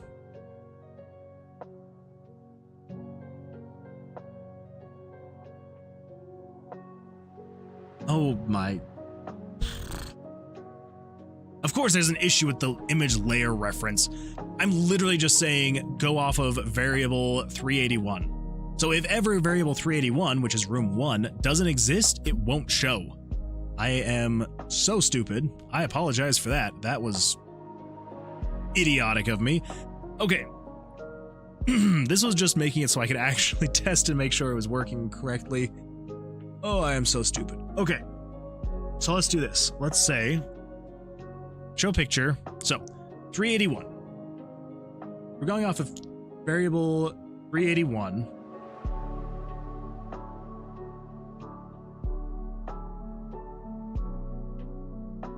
Plus game variables dot value 100. So 100 is the player location.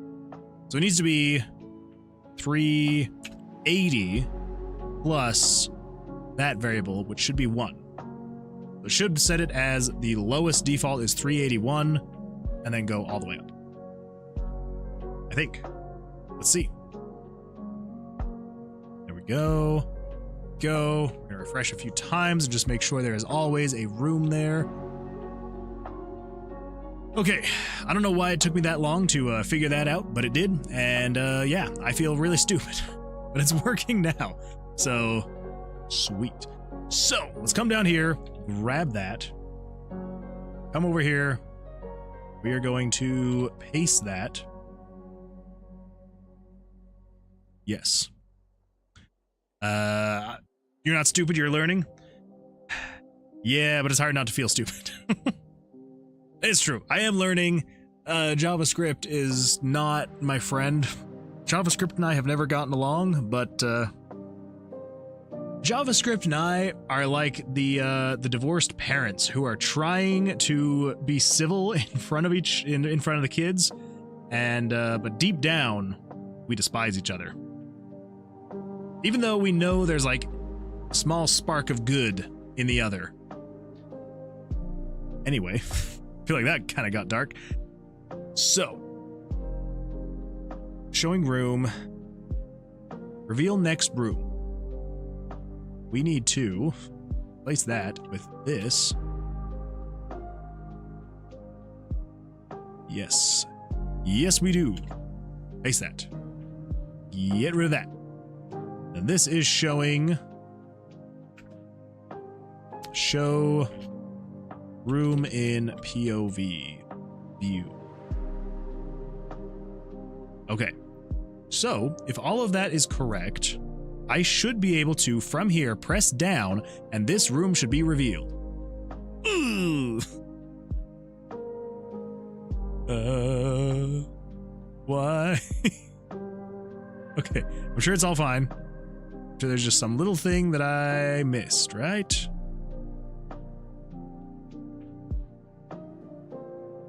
Right? I'm sure of it. I am sure of it. It is good to be the one. What if I just... I can almost bet you. If I put that there, is it going to be weird? No, it's not.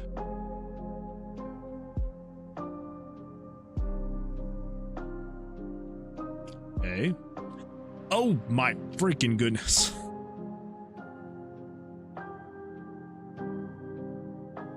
That is how you comment out text in JavaScript.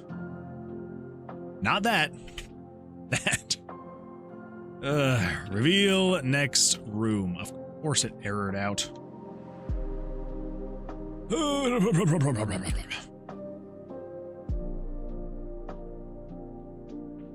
you know what? I'm going to take what you said to heart. I'm not stupid. I'm learning. I like how I did it correctly here and then switch on these ones. Live and learn. Okay, so I should be able to press down from here, and this box here should be revealed. Hey, it is. And if I press down again, hey, it is. And I press down again, hey, it is. Okay, there we go. It's a lot of stuff. It's a lot of stuff. But that should be everything we need to actually explore the dungeon. That in the UK we call a brain fart. That in the United States is also what we call a brain fart. Yeah, similar term. Exact term. Brain fart. Yep. Had a brain fart right there and did the wrong slashes instead. All right, so basically all we need to do is, I think at this point, There may be some extra copying and pasting that we're going to have to do as we go through, but this will be the basic movement of the dungeon. So if I copy this and paste it here, this is now down. We're going to do left. Ooh, nope, not a capital L. I believe it is case sensitive. So left is pressed. And then if the player's location, now this is where it's going to be not as great. Not as great. So we're going to say, we actually already have this. We have this in the generation pass up, right, down, left. Yes. So come over here. We say script if 366. But we do not want 366 anymore because 366 is random spawn point. We do not want 366. We want 100, which is the player's location. So this right here that I'm adding right now, this is basically saying, hey, is the player in any of the far left rooms? No, it's saying, is the player not in one of the far left rooms?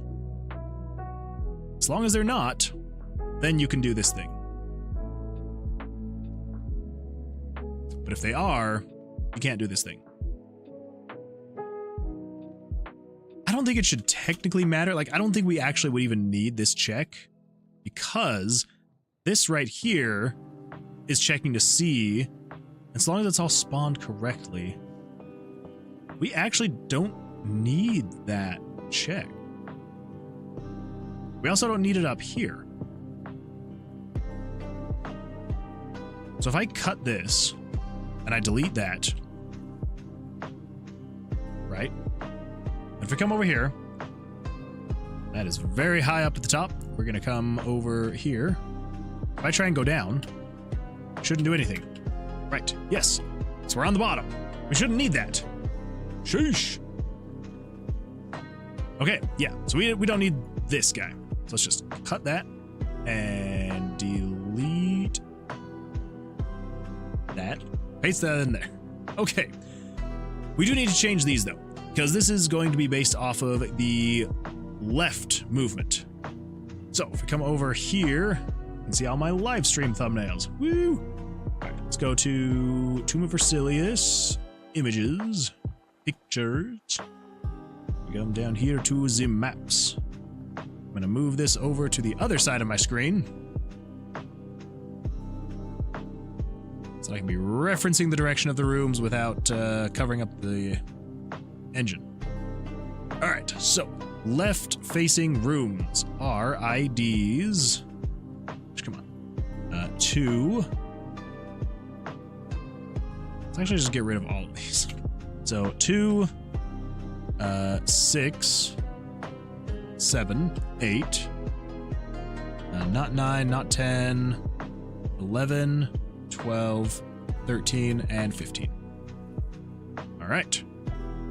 So it is basically just saying, hey, does the room you're in have an exit to the left? To the left. I always forget my camera is reversed, so I have to point to the right to make it look like I'm pointing to the left on the stream. Anyway, so it's basically just saying, hey, is there anything to the left? If there is a doorway to the left, you can move to the left. Cool. Move player left. Copy current room info to room DB info. All right, that is okay. We don't need to change any of that. Player's location, we are no longer subbing 6, we are subbing 1, and we are not going to sub 1 from the player's Y location. We're going 98. Player's X location. To the left. So reveal next room. I don't think we need to change any of that. That's all still the same.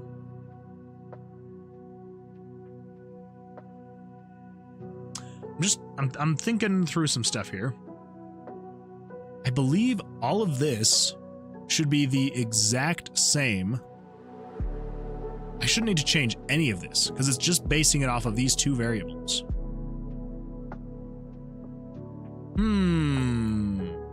I could probably reduce a lot of this redundant code We'll do that later. We will reduce redundant code later. So, we're gonna say left here. If you're still holding down left, only don't do anything until you let go of left. All right, that should be everything for left. Let's go double check that and make sure you can move left in the dungeon. All right, terrible starting point. Terrible starting point. There we go. So if I press left, I should go through this doorway, and let's see what happens. There we go. Fantastic. So I can move left, I can move down. Aha. And I can't move left or down because I'm in the corner. Perfect. All right, this is actually moving along pretty well now. So left, we're going to, this one is going to be the up direction. Let me pull up my reference again for the floors. Up is going to be 3.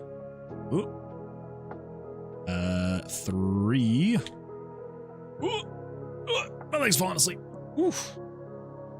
Okay, so 3 for up. 5, 8, 9, 12, 13, 14, and 15. Okay. Move player up. Shouldn't have to change anything there. Player location, we're going to add 6 to the player location. Player Y, we're going to add 1. All that should be the same. And then this is if up is pressed, just wait. If not, break the loop. Okay, we should be able to move up now. Go this. There we go. And left. Down. Down. Down. Down. Down. Left. Feels good, man. Feels good. And we should just have to copy this last one for up. Yes. Say if you are pressing down, right. And let's check the reference sheet again. So if that variable contains 4, 6, 9, 10, 11, 13, 14, or 15. Then we're moving player to the right. Player location, we are just adding 1. And we are adding 1 to player X, not Y. So you're moving on the X axis. And if right is pressed. Okay. Woo. Excuse me. Feel like I got it muted right in the nick of time. All right, so now we should be able to move completely flawlessly all throughout the entire dungeon. Tomb. Feeling everything as we go. I do think, man, some of these are just so... We still need to dial in the random gen. Still is a little not great. Okay, how many rooms is that? 1, 2, 3, 4, 5, 6, 7, 8, 9, 10, 11, 12, 13, 14, 15. Ooh, 16, 17, 18, 19, 20, 21, 22, 23, 24, 25, 26, 27, 28, 29, 30, 31, 32, 33, 34, 35, 36, 37, 38, 39, 40. Okay, so it's all 40 rooms. Very boring layout. Sometimes you get boring layouts, and then other times you get better layouts. Definitely not this one so far. Kind of boring. Yeah, we still need to fine-tune it quite a bit. But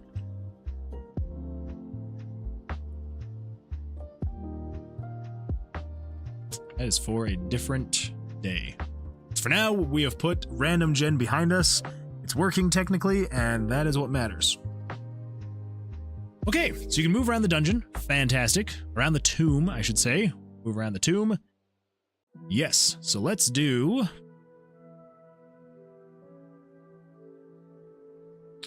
What would be next? I do actually kind of want to reduce this code.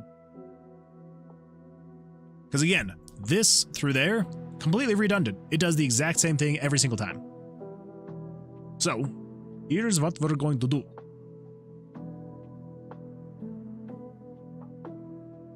let's just say it does this, and then it controls self switches, turns on B. Okay, then on B, cut U, say new self switch, B is on, then we're gonna do parallel process, do that, and then we can cut this loop, and then just say in here, loop, if down is pressed, or if left is pressed, or if up is pressed, or if right is pressed. So if any of those inputs are pressed, wait for a frame.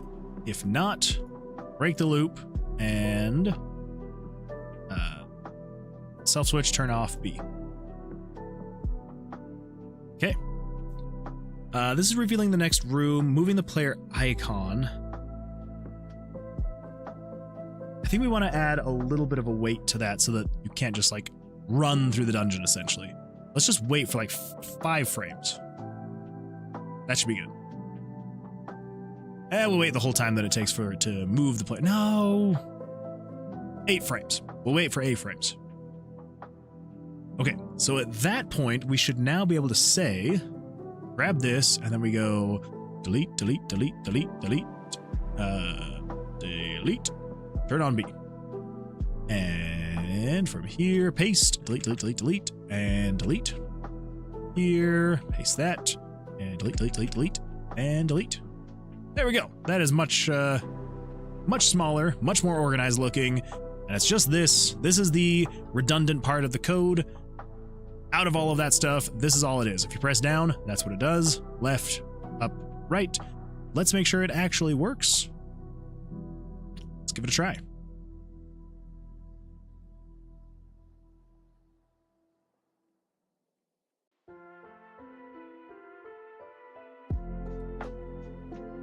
Yeah.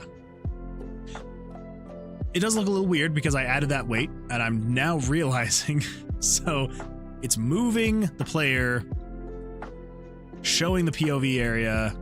Now, okay, let's put it after that. There we go. Now it's actually when you press the button, it changes the screen. There we go. Perfect. There is a weight, so you can't just, hey, look at that. We got a broken spawn. Yay! You know what? You know what? It happens so irregularly. I said we're done with random gen. I don't want to do any more changes to it. Oh. But I think what we need to have happen, because over here, so you got the RTG spawn. Pass 1 is fine. Pass 2 is fine.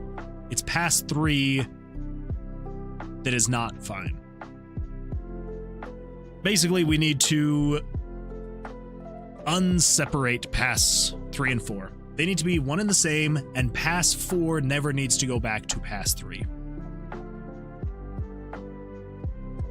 We just need to dial in other things of the thing. So, again, we will do that later, though, because it technically is working, like, it's like 1 out of 50 times does it break. So, for now, we're just going to call this good, and if it breaks while we're testing something, then it breaks while we're testing something.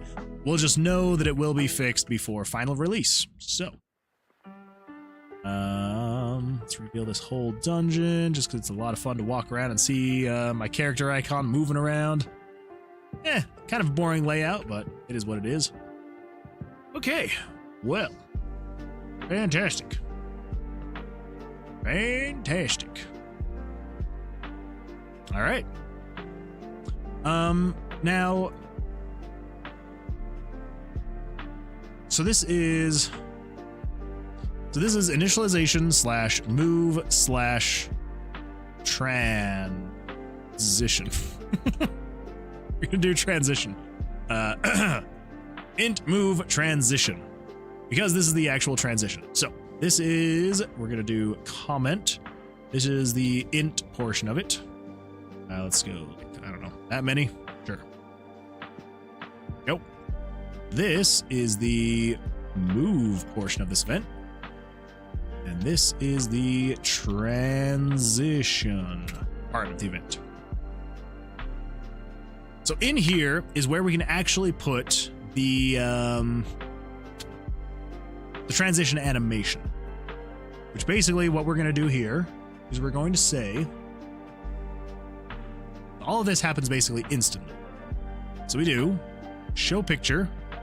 I believe we're showing picture 38. Show picture 38. Oh, did I delete that actually? Is this a copy? Spawn/move dungeon. Okay, this is a copy, I believe. Nope, that is not a copy of that. Did I back this up at all? POV transition. Okay, here we go. 48. We were using image layer 48. Okay.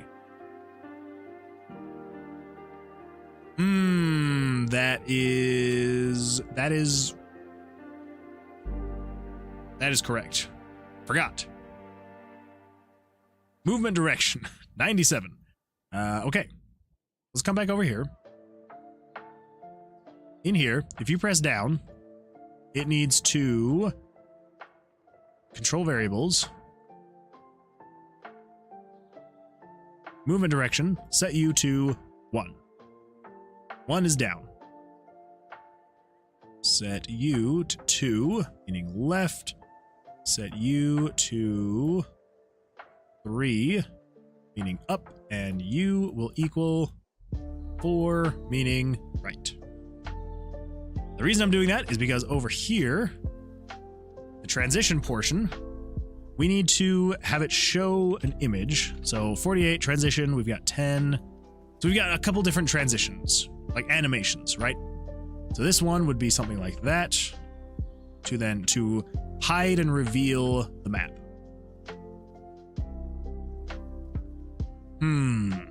So if you're moving down, you need to be transition 10 with a height of -100.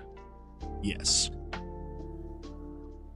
Oh, this is gonna kind of suck, actually.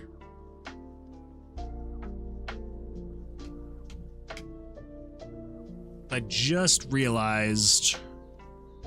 Okay, I didn't just realize. Because depending on the direction you're going, it's going to play this animation, right? And there are 10 frames or 9 frames of animation, right? So it either goes like this, woo, or it goes like this, woo, which is great, fantastic. But it needs to do that depending on the direction.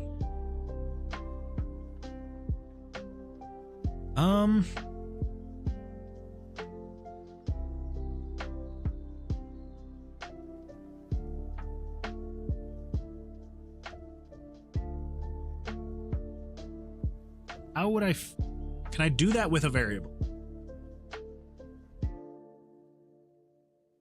So I would need, so I need to adjust the image and the height. How would we do that? I don't think we can do that with a single variable. I don't think we can do that. But that is fine. That is a-okay, because what we're going to do is something even better. So, transition, part 1. Yes. So let's delete that. I'm going to copy this page and paste it. This is if C is on. This is if B is on. Right? This is if C is on. This is if B is on. This one does not show any pictures, and you are no longer part 1, you are part 2. Part 1. Delete everything. Everything's gone. Brr. Boom. So we're gonna do, show that picture. That's gonna wait like 3 frames. And then show that one. That one. That one, and that one. We're only going to do this if conditional branch variable movement direction is equal to 1. So this is down, comment, down. Yep. So then as soon as it does that, it then control self switch, turn on C.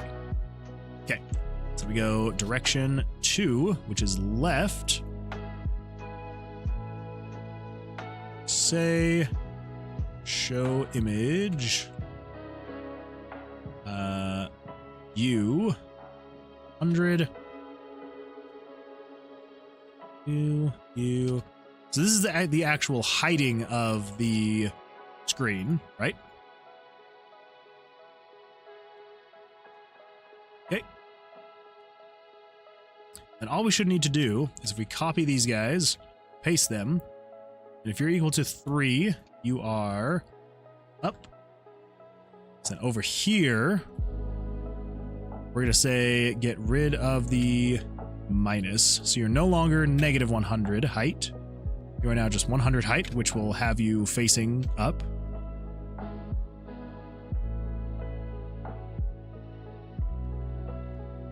And then you, if you are equal to 4, that means you are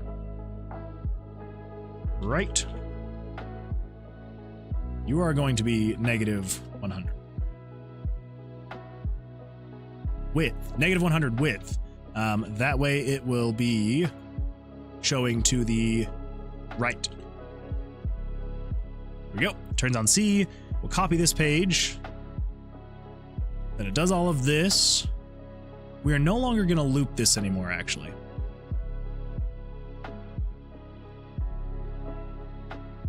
Because if you're holding down any button, actually, we need that on the next page.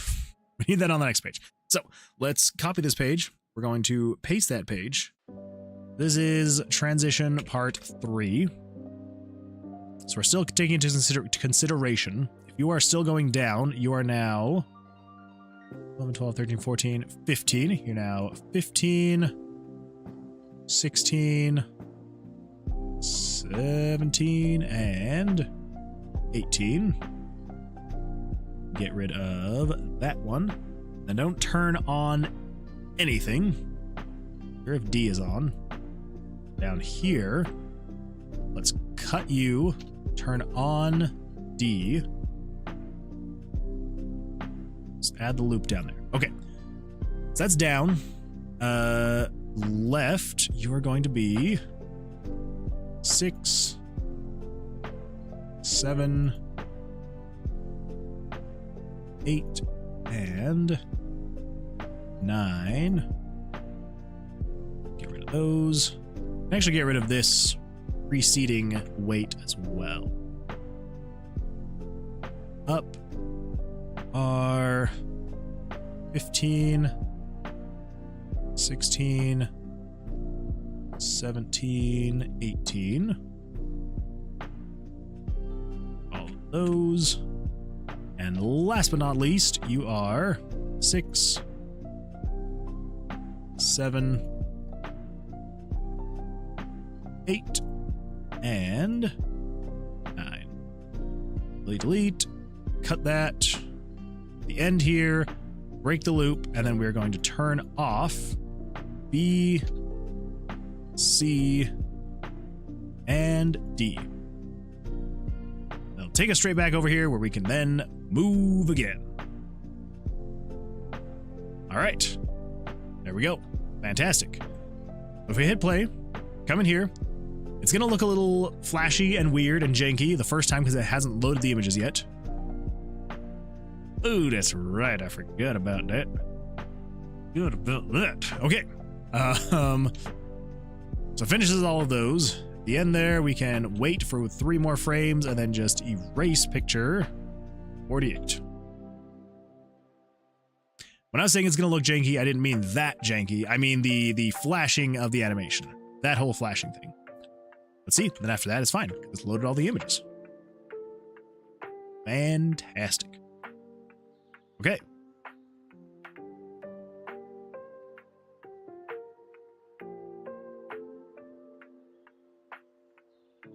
realizing maybe...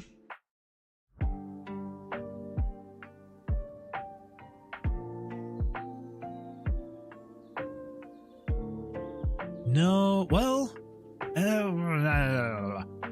reveal next room, move player icon. So maybe we move the icon.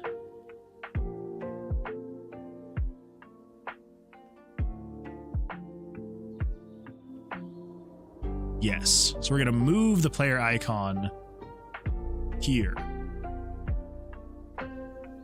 That way the player icon is actually moving when it starts the animation, right?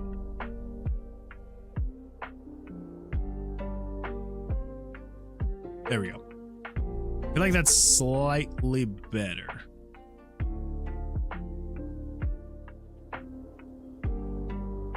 Yeah, I feel like that's slightly better. And the animation is not set in stone by any means at all. Any at all. So 3, 6, 9, 12, 15, 18, 21, 24. So we want to move the player in 24 frames. That way the player is finishing, well, the icon is finishing its movement by the time the animation is finishing.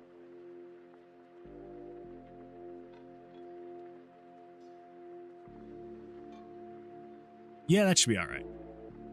We do also, though, want to grab. So we want quad out. So if we come over here, that is 90, what? Player icon 92. Okay. Let's come in here. We're going to say set in the initialization, set image 92 to quadric out. This will just help with the movement of the icon so it's not just a static movement, right? So it'll start off fast and then slow down as it's reaching its target. You'll see. So if you watch down here, kind of like starts fast and then like eases into the move. Helps a little bit. Yeah, it helps. The other thing I was kind of thinking about, this was a while ago. Well, no, never mind. Now I remember why I got rid of it. So originally, the transition animation for when you were moving room to room was, it would actually move the room, right? It's like if you went forward, it would like move you forward. If you went to the left, it would move you left. Well, it would move the room to make it look like it was actually moving and you were moving. But it kind of ran into some weird issues when I started spawning monsters and items, because the X and the Y positions were just not...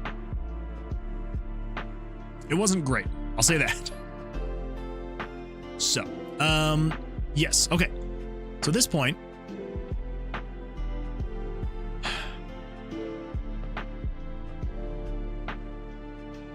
is it too much waiting though?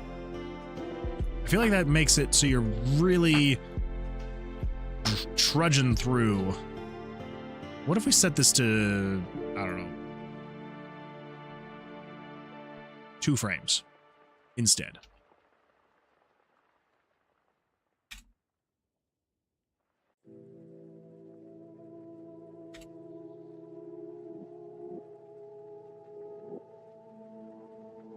And then over here, same thing, just 2 frames. Speed it up just a little bit.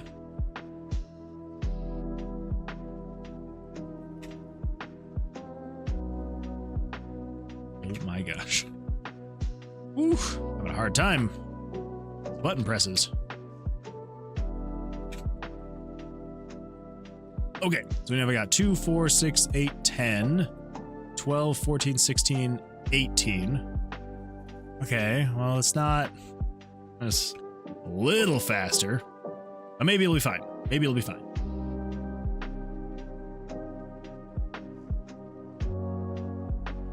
I don't know, does that feel too fast?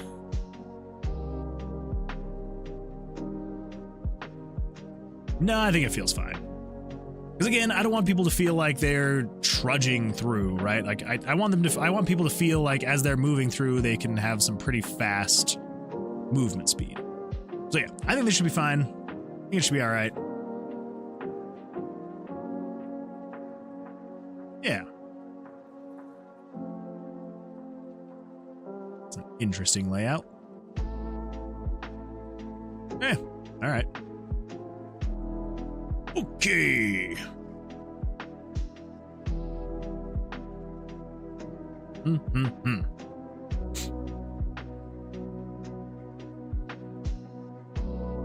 Yeah. That should be all right. Okay, cool. Well, we have now finished the player movement in the dungeon. It's not perfect. There's still some stuff we'll probably need to adjust and fix as we go along, but general movement, you can now move around the dungeon, the tomb. I need to stop calling it the dungeon. It is the tomb. You are in the tomb of Versilius. So, yes. Yeah, I feel like movement feels fine. It can feel a little bit jarring because you actually have to wait for that transition animation to completely finish. Like, for better or worse, right?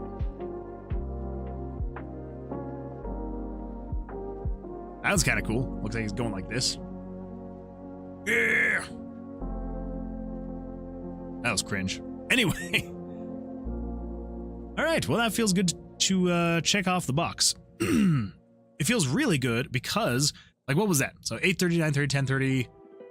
Okay, so it's been like 2 hours. But do you have any idea how long it took me to get this original dungeon move script working? That's not, because like this is the one that I deleted somewhat, right? So if I come in here, because I have my USB drive plugged in this time, if I come over here to the couple day old backup of Tomb of Versilius, and I come down here to test dungeon, this is everything that it used to be. 13 pages of event stuff. Most of them are not much of anything. So, okay, let me just put this into perspective, okay? So this page right here, all of this stuff, right? Everything here is essentially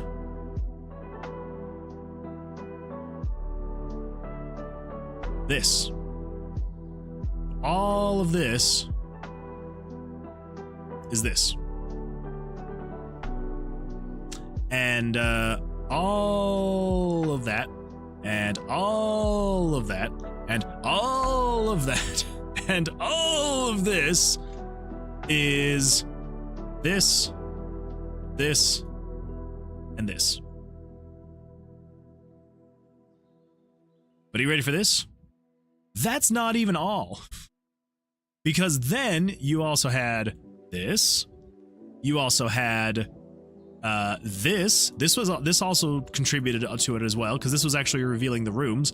So all of this. Actually, that one's probably the craziest one. This entire event, right? So everything, so all of that, all of this, and all of this is, you ready for this? Are you ready? Are you ready for this? All of that is now like crammed down into this. Showing the next picture. That's all it is. This right here is doing everything that this was doing. Kind of crazy. There's a lot of code that it replaced. For better or worse, I spent way too much time on that, and it was really sad to say goodbye, but it was goodbye. Oh, and then there's even this event. So, even more so. So this and this, right? These two pages that are, you know, not too much to it, is replacing all of this. And that. It's a lot. Way more efficient, way better. So, you know, sucks to have to go through and redo it all, but in the long run, so much better. So much better. So much more efficient, so much cleaner, and it's all going to be worth it in the end. So, we got the dungeon movement working. You can move around the dungeon freely. It's fantastic. Love it. Now, come over here. You tomb initialization, we are good to go. Tomb movement, we are good to go there.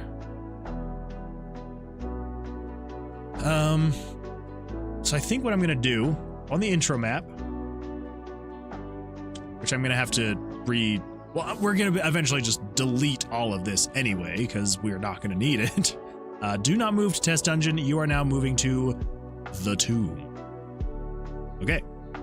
If we come over here and put ourselves here, we should be able to create our character, hit confirm, and it should take us here, generates the dungeon. Oh, I still need to have it actually show our player. That's right. Which I can just copy and paste from here because it's might as well. Grab face, tomb, bam. There we go. Now we'll show the player's face. We're this person again. All right, let's be number 5. There we go. Body number 5. Woo! Fantastic. You have a person. All right, move around. Feels good. Feels good. So, I mean, I guess technically the initialization's kind of done, because it's going to be just a matter of, as we're going through, figuring out what we're going to do. Yes. Okay. Let's come back over here. So, in the test dungeon, initialization, we are still going to need the spawning of the inventory. So, let's just copy that. Yeah. Let's just paste that in here. Spawn the inventory. What else do we need from the initialization? Menu access disabled. I think we're already doing that in intro map, because we definitely should be if we're not. Are we not? Holy crap, we're not. Okay. Well then, right here, first things first, disable the main menu, because we're not using the main menu that's built into RPG Maker. Fantastic. All right. What else we got? Blackjack equals 1. That's just a default. That's just a default variable. Okay, we'll throw that in the intro map for now. Picture easing. I don't think we need any of these right now. Eventually, once we figure out exactly what pictures we're doing, we'll figure all that out. Turns on, always on. Floor number we don't need to worry about. We're already taking care of that. Showing the picture, spawning the inventory, show HUD. Cool. The buttons, we will figure all of that out later. Now, I think we just come over here. Let's paste this in here. Turn on, always on. That should actually already be a thing in here, right? Always on is on. Okay, so we don't need that. Okay, so I think at this point, that is technically the initialization. Good to go. So if we were to come over here and just say, you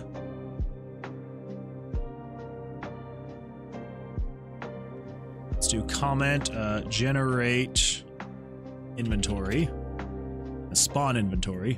Let's do show inventory. Generate inventory. So let's just say control variables 9 through 17. So set 9 through 17. A random number between 1 and I guess 2, or 0 and 2. And set, so you have to break this up because I didn't think it all through in the beginning. So 1065 and 1070. 1065 through 1070. Set that also to a random number between 0 and 2. Then we're going to say conditional brand, no, not conditional brands, script. I'm going to say if game variables dot value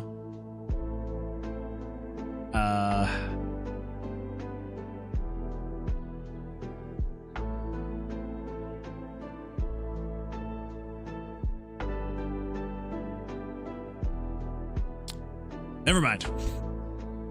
We're gonna do this. Set variables 9. So 1, 2, 3, 1, 2. Just give ourselves that many dice. So 9 through 14, random between 1 and 2. And then we're gonna say, so 9, 10, 11, 12, 13, 14. So 6, 9, 10, 11, 12, 13. 13. Yes, 13. It's going to give us 5 dice, and then set the type of those dice to 21. Okay, so 21. 1, 2, 3, 4, 5. 21, 22, 23, 24, 25. 21, 22, 23, 24, 25. 9, 10, 11, 12, 13, 21, 22, 23, 24, 25. Okay, set it between 1 and 4. Oof, okay, save that. There we go. You got your inventory. Perfect. You can't do anything with it yet because we have to add that, but you've got your inventory. Woo!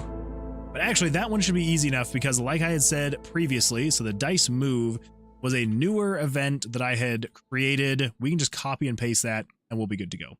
So if you come in here, hit confirm. There we go. You can now move your dice around. Fantastic. Yeah, it's because we can just leave that like that. So if we come down, right, and if we put a dice in here, and if we leave and come back, crap. So there is no dice there. If you come over here, there is a dice here. Okay, I forgot we need to take that into account. So if there is a dice on the ground, when you leave, you need to get rid of it. So how are we going to do that? Well, what image layer is that on? Great question. When you release bag slot 5253 current room. Okay, you are showing image 46. So it's 46 and 47. Nope. No, it is not.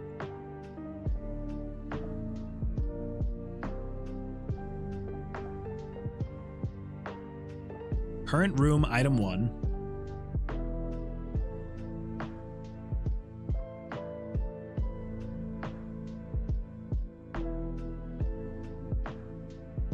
Room item 1.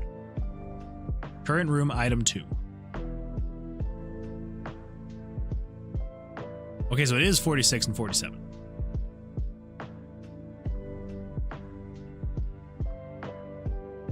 If dice type picked up is equal to, okay, 1, 2, 3, okay.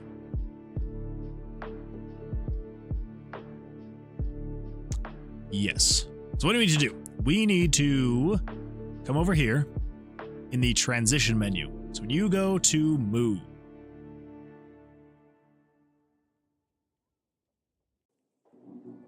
so it will play that full transition. And then in here is where we need to take care of that. So we need to say,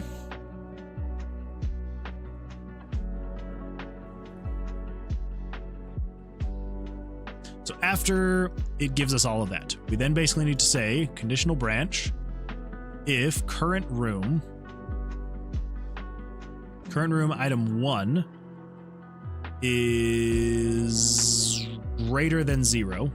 So if there is an item there,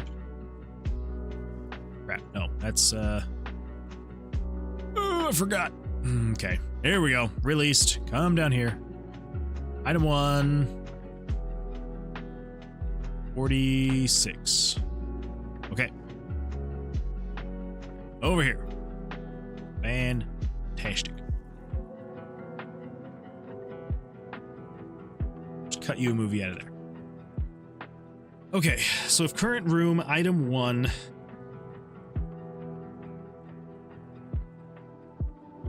is greater than 0, else erase picture 46.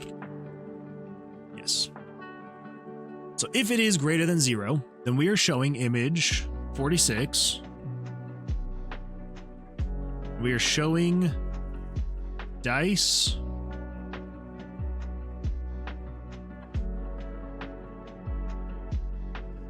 How are we doing? How are we taking care of this? Now I need to remember how we're doing this. Okay, come over here. I believe we have a variable for dice. Dice picked up. Dice type picked up. What are they? Dice picked up is 1. Dice type picked up is 2. Okay.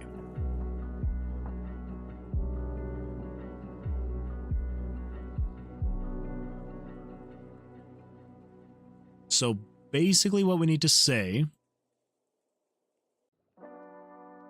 that's not going to matter. You're not picking up the dice. What am I doing with my life? That is the dumbest thing I just did. Dumbest thing. So we release this, right? So we come over here.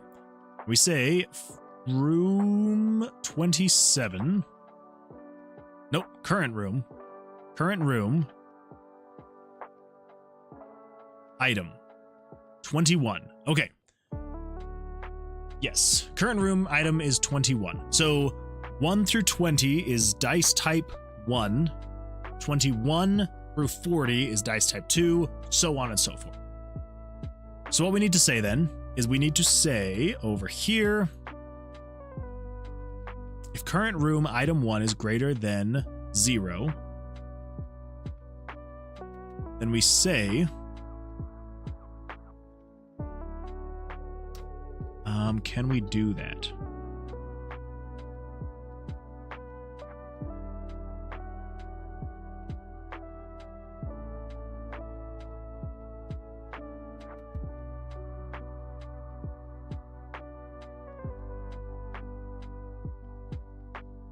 How would we do that?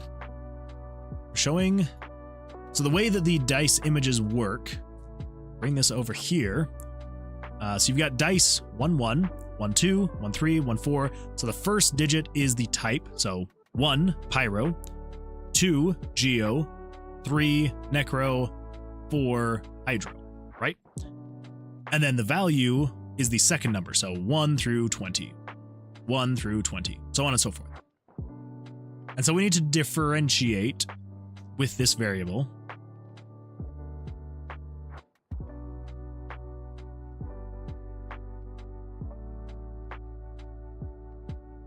So let's say, for example, if it was equal to 21, and we were to say,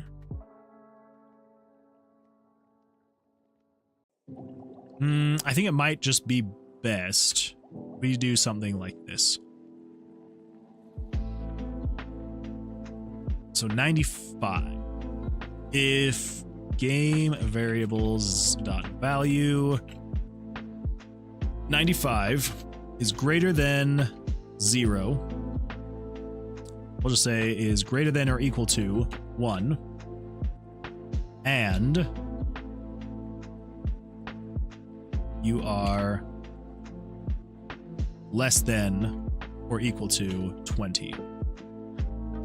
That means you are type 1. So we're going to say dice 1 plus the value yada yada yada. Else, erase picture.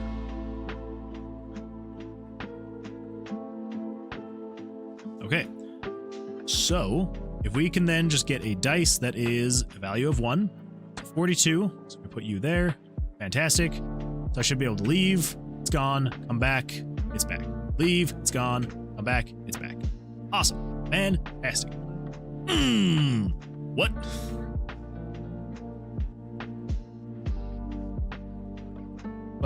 But it was working. It was fantastic.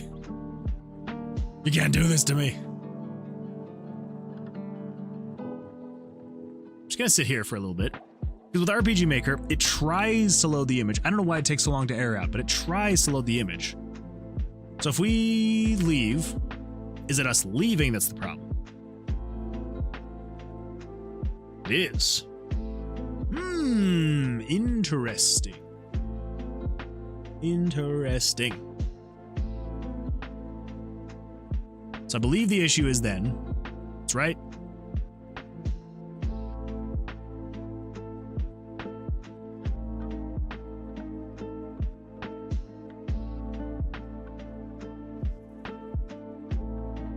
new room info from database to current room.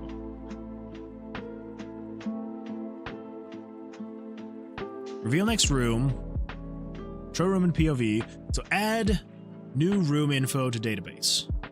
This is basically saying, hey, add current room info. Okay, it's a 95.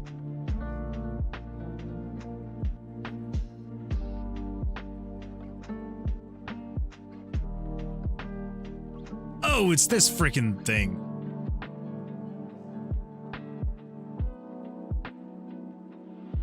What's to bet? What's to bet it's that freaking thing? Maybe. Actually, maybe not. Now that I'm thinking about it, it may not be. But let's see. Okay, so I should be able to move around. Everything is just fine.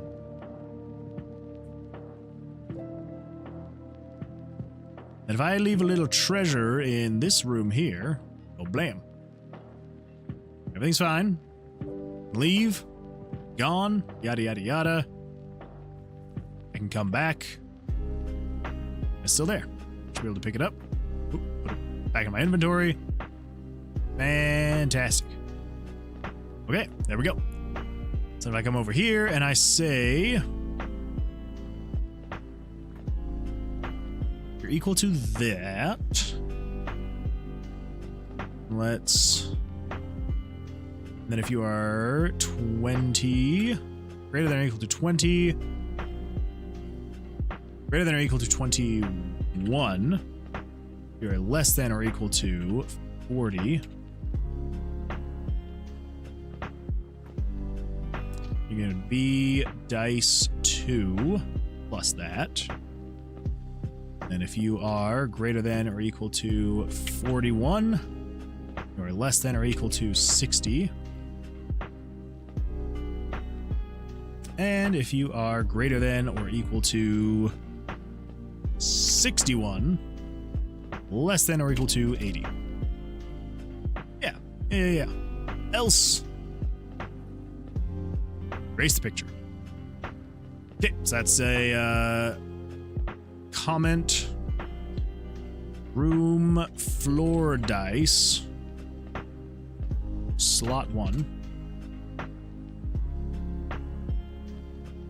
Room floor dice, slot 2. Okay, and then all you were going to say is if 96 is that, and 6. Then we're going to say 96, 6, 6, 6, and last but not least, 696. And then we need to adjust this, the actual pictures. And with that, we should just need to do current room item 2.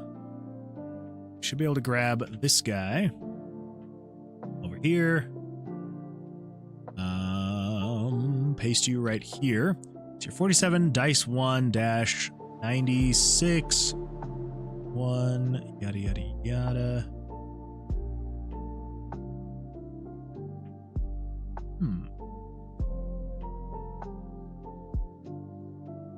All right. It's dice 1, dice 2, dice 3, and dice 4. Not erase picture 47.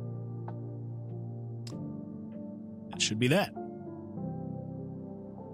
So I should be able to put any type of dice in that slot.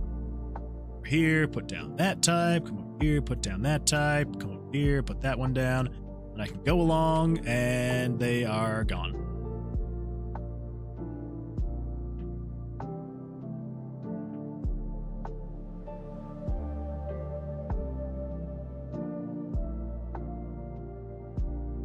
Crap. Didn't think about that. Okay. It's easy enough. We can fix it. So plus, and then in parentheses, we're going to do that variable minus 20.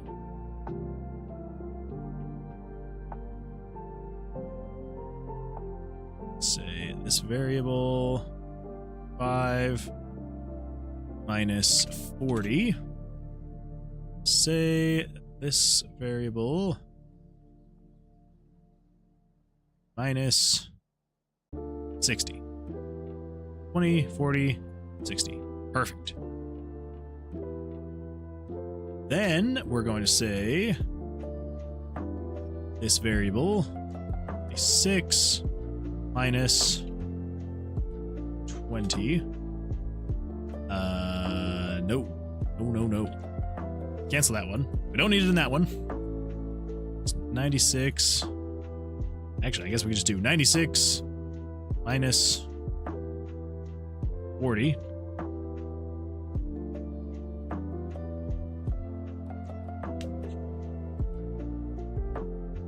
Minus 20. Jeez. I'm an idiot. That one, minus 40. And this one, minus 60.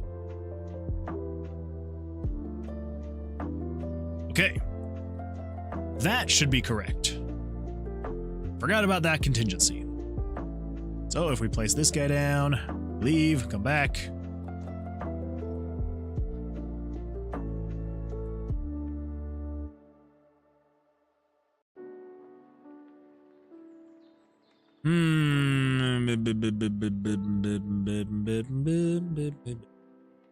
What?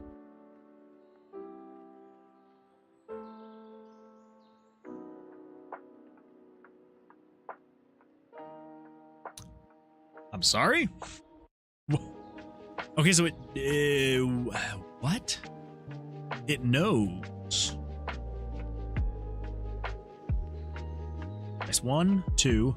Oh my gosh. Dice 3. It's 4. I am an idiot. I am such a stupid person. I am an idiot. I can't believe that I missed that thing. Okay, there we go. I come down. Come back. Yes. Okay. Now, friggin', I put that there. I put that there. I put that there. I put that there. I come back up here, back up here, back up here. They're all still there. Fantastic. Incroyable. Come back down there, it's gone. Come back up here, it's gone. Grab you, go like that, that. Okay.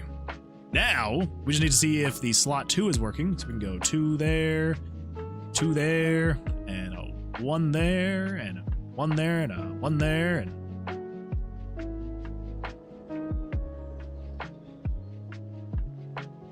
all right. I think I am also, I'm just now realizing. Okay, so all of that is working. You can now pick up the dice, you can move them around, do everything you need to in your inventory, which is fantastic. You can also take your dice and you can put them down on the ground here. Right. I don't remember if I added this functionality, so let's just check this really quick. If I put that there and I put that there. Okay, you can combine on the floor. Cool. Is it necessary? No. Aha, that is happening. I noticed it was setting the dice's X and Y scaling to be 110 instead of just 100.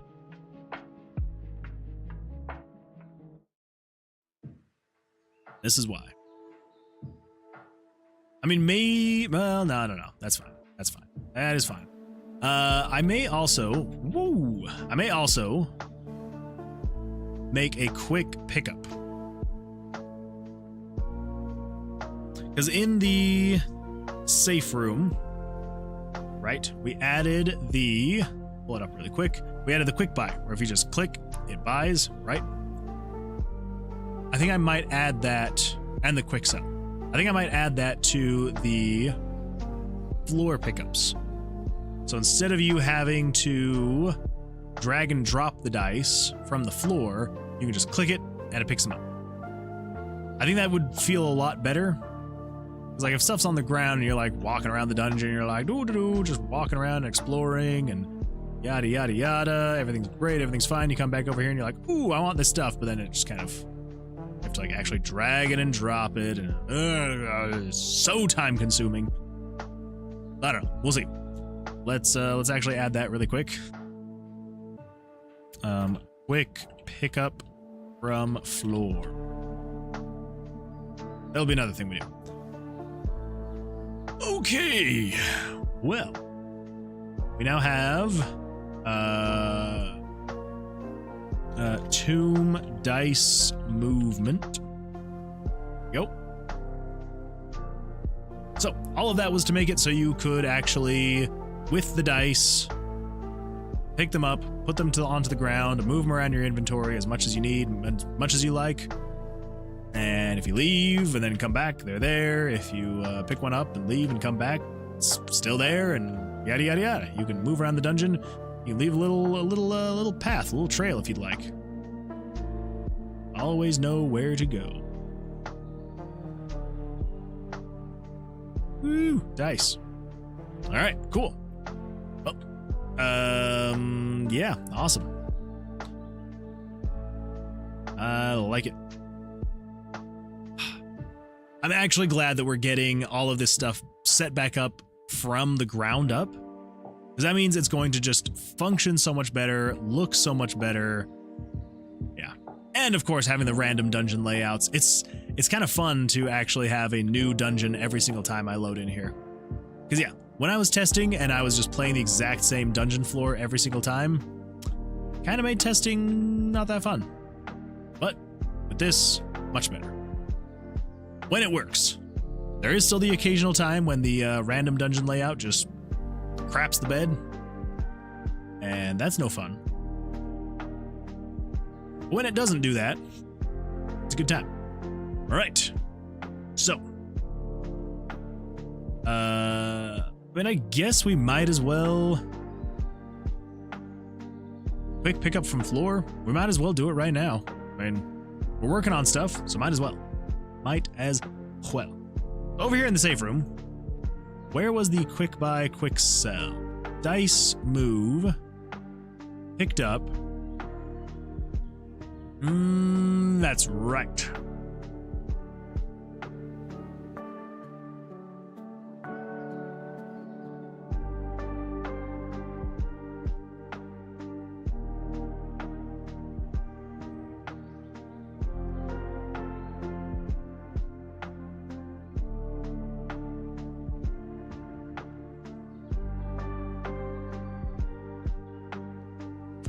Okay, I feel like there's got to be a better way to do that. Animations, naming spells, quests. That's just a backup. Well, then let's just do it on our own, and we will find a more efficient method. So, this is when you are moving the dice. Dice move.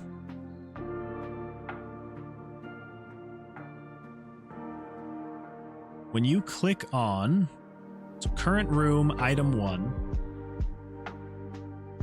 current room item 2.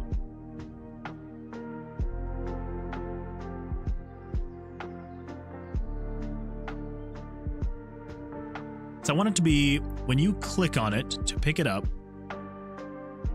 we only want it to apply to the floor dice that you're picking up. So we're going to say the slot picked up equals 16. It does all this, turn on picked up. Then we're going to say control variables, set 912, random number 2, set that to 10. So if you click and let go within 10 frames, that is when you will do the quick pickup. Let's come down here, set that also to 10. And then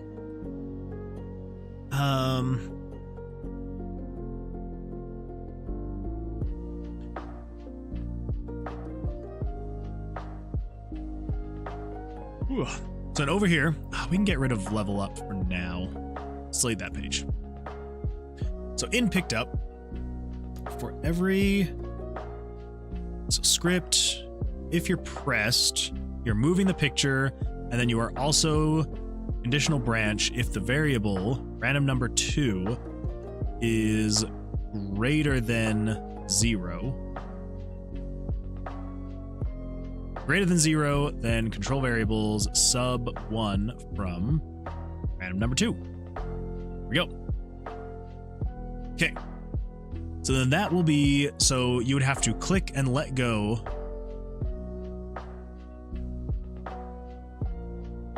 Yes.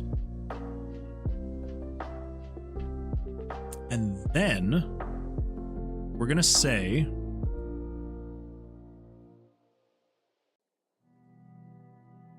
in here,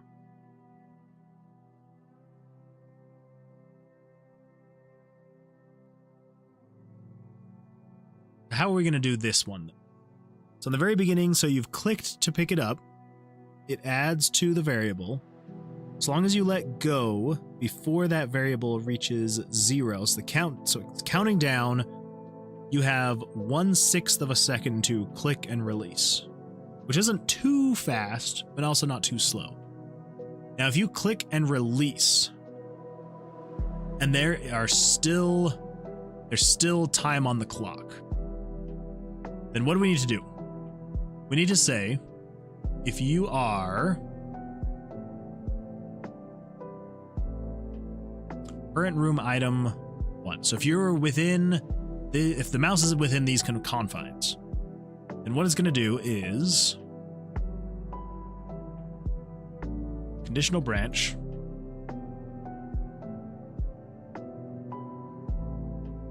if you are greater than 0. But I think we need to be within something else. So this is if current room item 1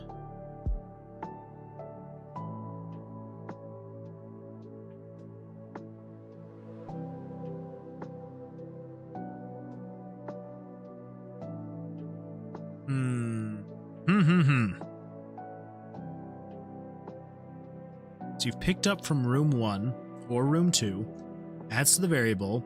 The variable is counting down as you are holding down left click.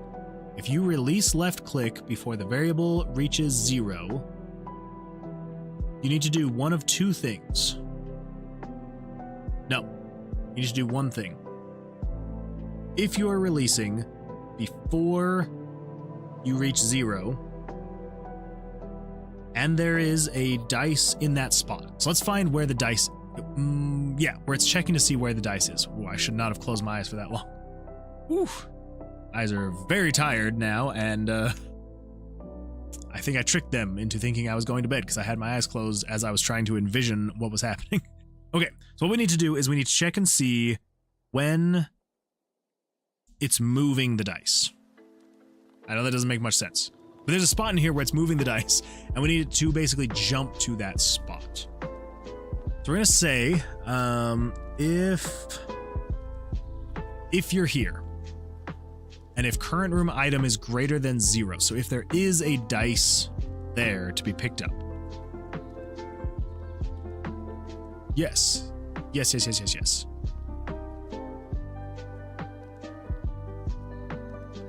So we need to say, for random number that is greater than 0, then comment quick pickup.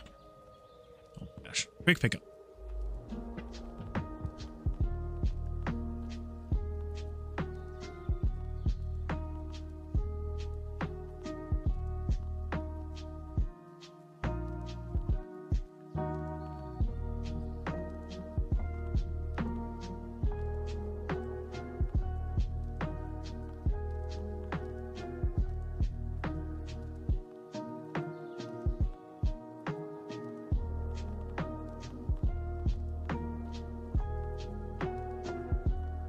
How are we going to know where we're putting it?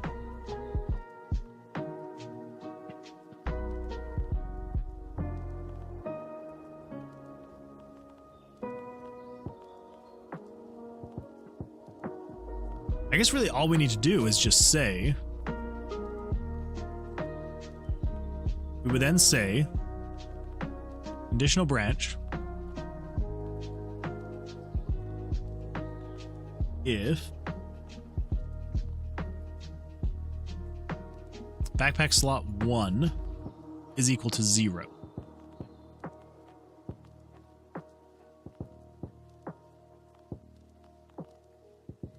Then we're going to jump to backpack slot 1-1.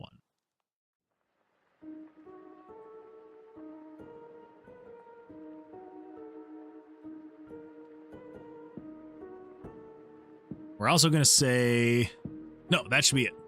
Jump to backpack slot 1-1. Okay. I think that should be it.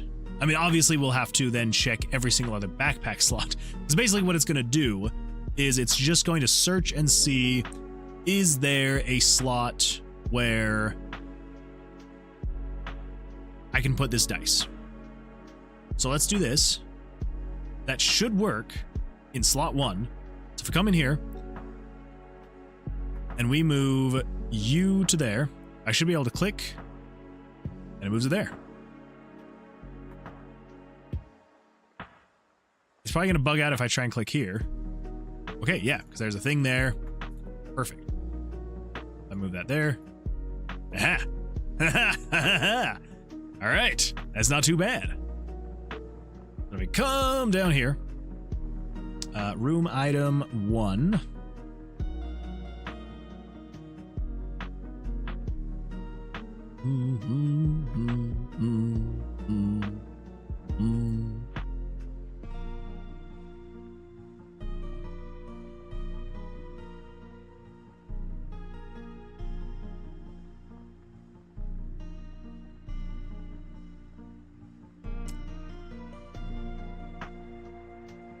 Yeah. Okay, so then if 2 is empty, backpack slot 1-2. If 3 is empty, jump to 1-3. If 4 is empty, jump to 1-4, 2-1. Keep up those naming conventions. 2-2. 6, you are 2-3. 7 is empty. Jump to 3-1. If 8 is empty, 3-2. If 9 is empty, 3-3. Come all the way down here. If backpack slot 10. You are 4-1. 11 is 4-2. 12.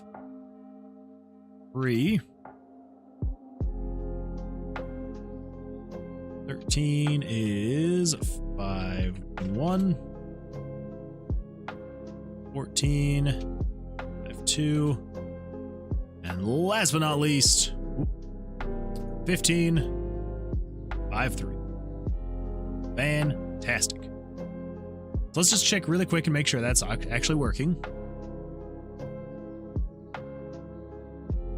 I put you there, and then I click on you, you should come back over there. Yeah. If I take you out, you should go there. If you take you out, you should go there. If I take you out and move you there, it should go there. So it should go left to right, top to bottom, finding an empty slot. I don't know how we're going to check everything else. But it should all be working, right?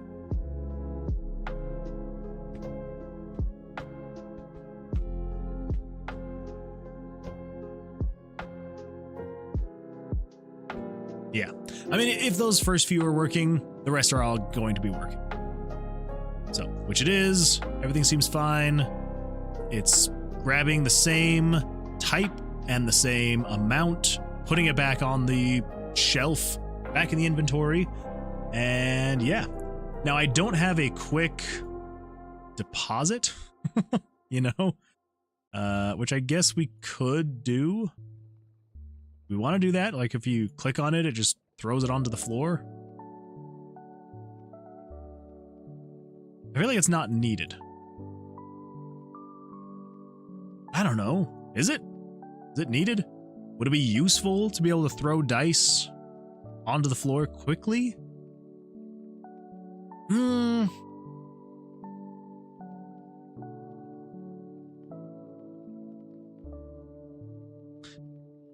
Yeah, it's not needed. It's not needed. Because I would have to essentially copy and paste.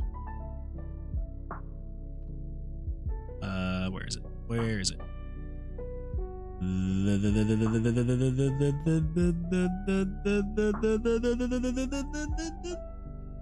This.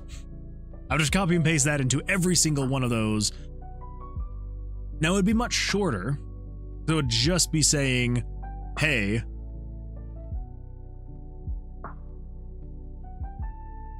actually, yeah, I didn't even think about that. Because this is only this long because I have to check every single inventory slot.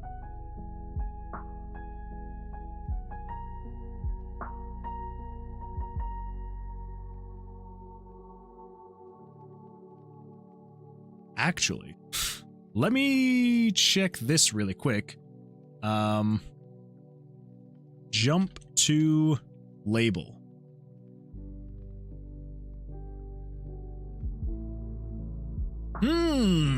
This could be interesting. I wonder if I could actually reduce this by a ton. So that's checking everything manually.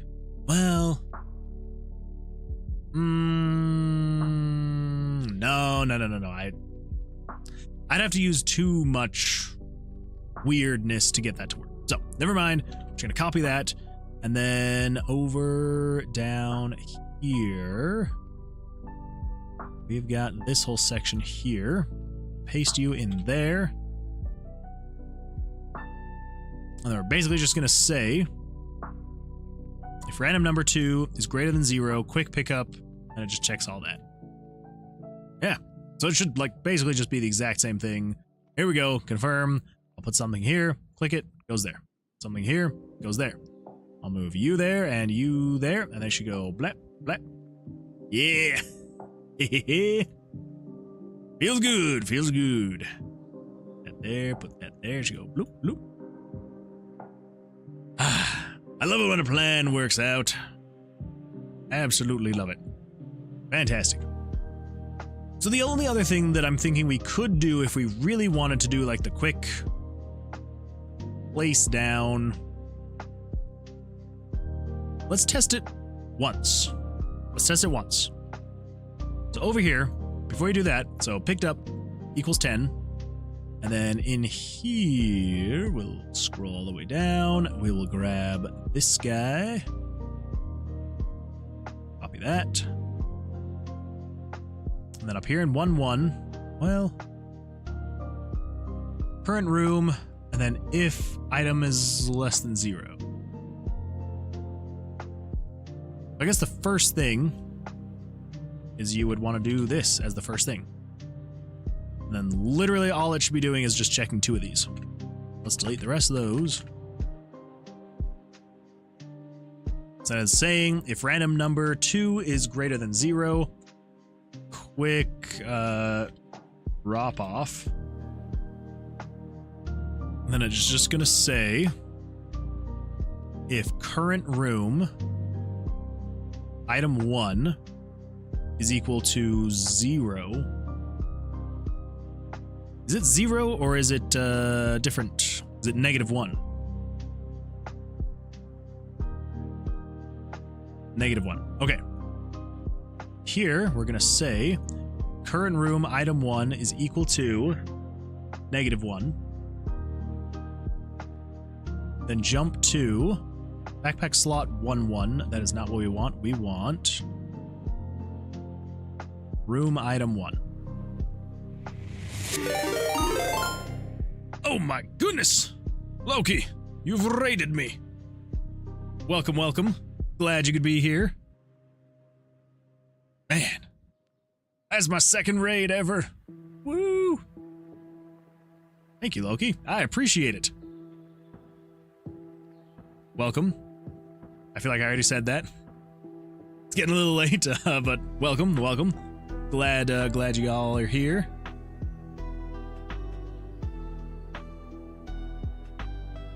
Kita Perp Raid. Kita Perp Raid. Kita Perp Raid.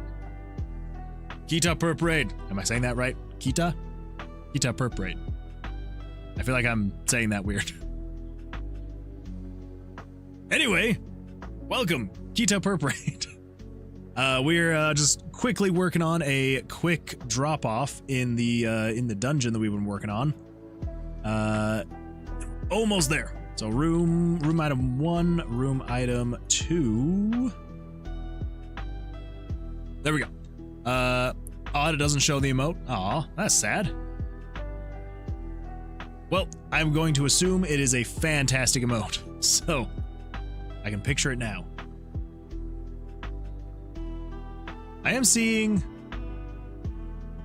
So it doesn't show it in there. I am seeing, though...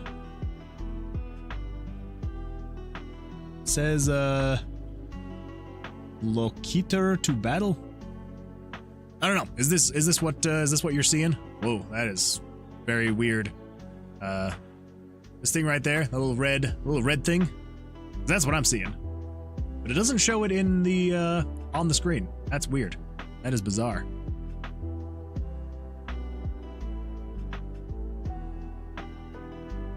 Oh, it says to battle. I can see it now. I can see it now. Oh, okay. Yeah, I, when it was on the other side of my screen and very tiny, it kind of looked like a face, and so I was a little bit confused. Yes. Thank you, Loki. I appreciate that. Thank you very much. Well, since everyone's here, let's take a look at the quick drop and quick pickup. And then we're also going to test out the dungeon movement one more time. So, you should be able to, from this spot, if you just click without holding, should go to there, and click there, it'll go back to your inventory. Fantastic. If I put something here, I should then also be able to click and have it go to slot 2. Then I can click and go back. Sweet. I should also still be able to place stuff there, move around my dungeon, and come back, and the items just are still there. Fantastic. And yeah, and the dungeon movement is working great still, which is fantastic. Who knows what's going to happen as we clutter up the scene with more events, you know, trying to get more everything on the screen. My goal is to hopefully have it so that it doesn't get to the point where it's just an absolute nightmarish, situation like it was before, because those scenes were absolutely terrible. Anyway, yeah, so sorry, I feel like I am so out of it. I know I have said welcome a few times, but I'll say it one more time. Welcome. Glad all y'all are here. Yeah, so I think I unfortunately am getting somewhat close to the end of my stream, but we are going to finish up the quick placement of the dice. So all of that is the quick drop off. So all that is just right here, and we just need to come to all the different spots, like here. Is that all it is? I actually think I literally just need to copy and paste it. I don't think I need to change anything about that. It's just checking to see if there's still time left on the timer. It's a variable that's counting down, and if there is nothing in these two spots. So I should just be able to click, click, click, click, click, click, click, oh, click. Forgot I haven't implemented it yet for these other ones. So click, click, and click, and click, click. There we go. All right, yeah, so it's literally going to be just as easy as just copying that. And then every time it says bag slot, new, just come over here and paste that, and paste that, and tutu, 2, 3. Loki says, it's all good. I was lurking and thought I would raid since I mostly finished getting the VPET framework completed. Really? You got it basically completed? Wow. I thought you still had a decent amount of work to do. That's awesome that you've got it basically completed. So I know earlier tonight you were talking about, let's see, what, I'm trying to remember what it was you said. Copy the project, can't give it away. A person can create their own framework, or they can pick up my framework and put things in the correct folder, and boom, it'll work. Maybe I'm misremembering. Nah, I can't remember what you said. I'm sorry.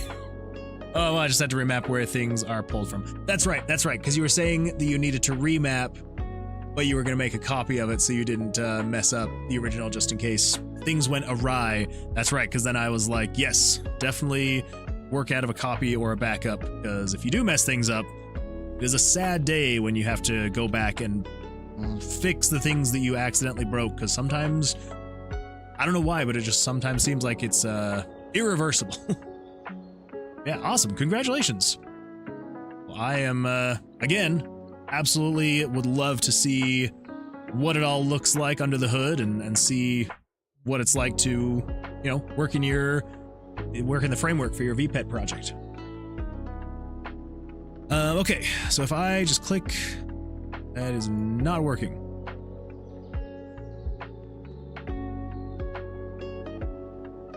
That was buggy. Crap. Huh. Loki says, I created a framework version. Once it's completed, I will be able to remove the extra things. Okay, that makes sense then. Okay, oh, that's, okay.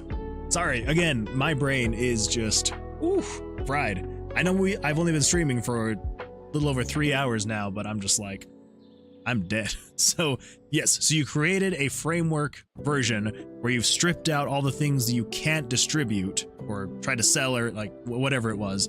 And then with that framework version, other people can change that, put in their sprite sheets and all that fun stuff. That's right. I do remember that now, but in my head, I did not remember that. Yeah, okay, all right. I see what the problem is now. I forgot to add the timer to the other spots here. That is a problem.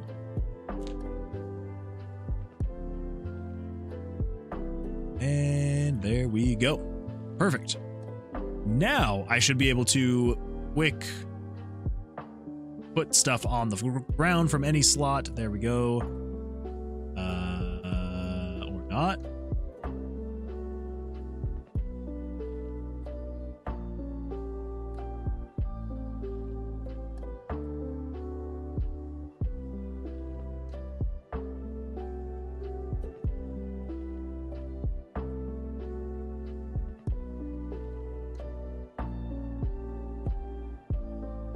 What?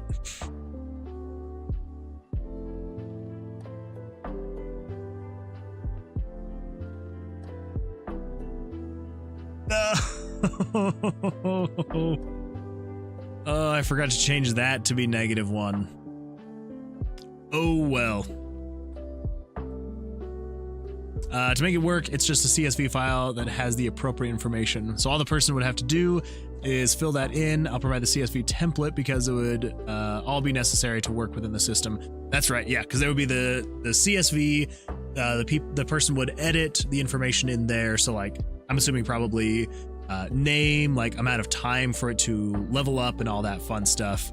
And then having the spot where they could reference their own sprite sheets for the graphics, which would be so cool. I think that'd be a lot of fun. When you copy pasted, did you accidentally only call it on that bag slot? No. So I forgot. Well, so the room slots use a negative integer, whereas the bag slots just use 0 to indicate that it's empty. I had to do this for very specific reasons, and I've just kept that, but I forgot to change it except for on this first one. So it is referencing or checking to see if it is a negative integer but I didn't check it on the second slot. So that's why I could copy things to the first slot, and then the second slot was just being weird because it needs to be equal to -1. Good times. Good times. Oh man. But hey, on the bright side, we got the basics of the complete restructuring of the tomb map finished, the tomb scene. So we made some good progress, I will say. It was good progress. It was really good progress. I basically, so tonight in whatever it's been, yeah, like 3 hours ish, like however long we've actually been working on it, so probably a little under 3 hours, I was able to, so the movement itself took me probably, it wasn't quite a week's worth of work, but it was probably a good 7-8 hours worth of work to get the movement working originally. So when I first built out the dungeon scene, it took me about, it had to be around like between like 6 and 8 hours ish to get this movement working and to actually work correctly. But because I've been able to reduce the code so much, it's a lot faster, much more efficient, and it was way faster to code, which is great. Now you can move around the dungeon. Obviously, I have not made it so that anything spawns yet, so there's no spawning items, there's no spawning monsters. We will be getting to that point on the next stream, but for now, you can move around. It reveals the map as you move, which is fantastic. And then if we do that... Okay, what? I thought I'd fixed it. Okay, it's referencing variable 95. What is variable 95? Variable 95 is equal to 0. Why is that? What? You were using negative integers. If I refresh, if it ain't broke, fix it until it is. Basically, that's what I did last stream. Things technically weren't broken, but then when I copied and pasted the random dungeon generation algorithm into the map, like the old dungeon map, it just broke and tanked everything, which is why we are being forced to redo all this. Yeah, negative integers, -1, -1. But if I move 0, 0.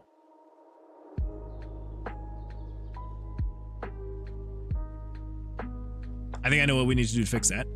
So over here, we've got the transitions. So the movement, this is the player movement. And then this is the actual transitions. That's all just graphical.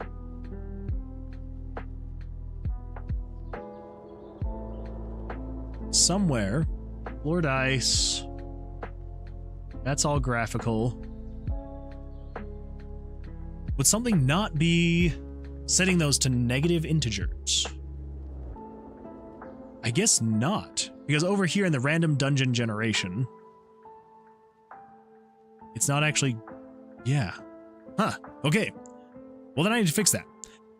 Jesse over on YouTube says, gotta head out, but always fun hanging out. Jesse, I hope you have a fantastic evening.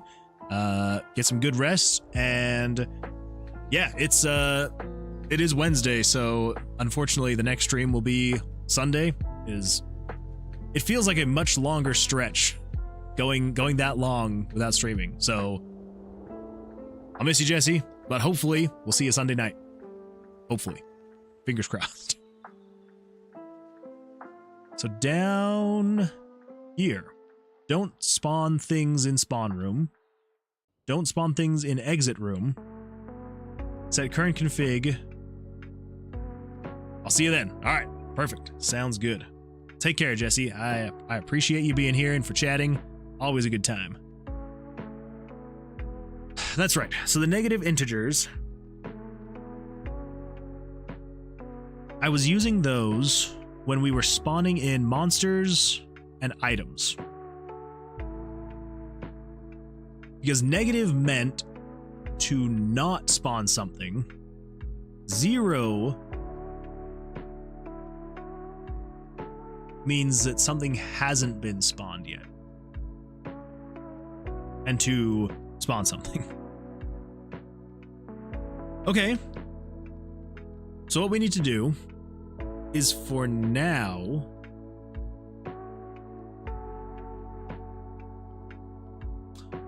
let's just do this. Because eventually we will be using that same methodology. It seems to make the most sense. 0 is nothing is spawned yet. Negative is it has chosen to spawn nothing. So if we come over here and say, nope, that's not the move, the dice move. We come over here and say, not if you are equal to -1, but if you are less than or equal to 0. And then we just copy that. Every single one of these we just replace with that. Should be all there is to it. And that should fix it so that it works whether there is an item spawned or not spawned.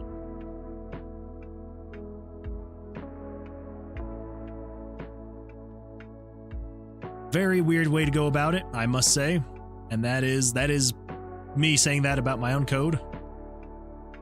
But I will say, the actual item spawning and the monster spawning, that one I did a little bit more recently, and that one I did think through a ton. The reason why the original dungeon mechanics were so outdated and terrible was because I did those all the way back in like end of November, December-ish. So before I was streaming, before I had really planned on what this game was actually going to look and feel like in the first place, I was basically just like building this thing out of sand and just trying to hold up whatever I could. So this is definitely going to be better building it up brick by brick at this point in time. So if I click, goes there, click, goes there, click, click, be like whoop, and be like bloop, bloop, bloop, bloop, bloop, bloop, bloop, bloop, bloop, bloop, bloop, bloop, bloop. What the? No! What? Why is this happening? Current room. Current room, item 2. -1. That's fine.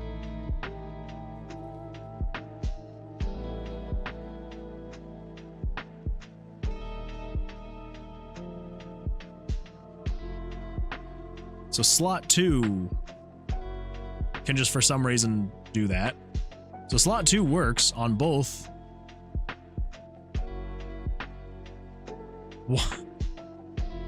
All right, slot 2, what's going on with you? Why can you do it but nobody else can?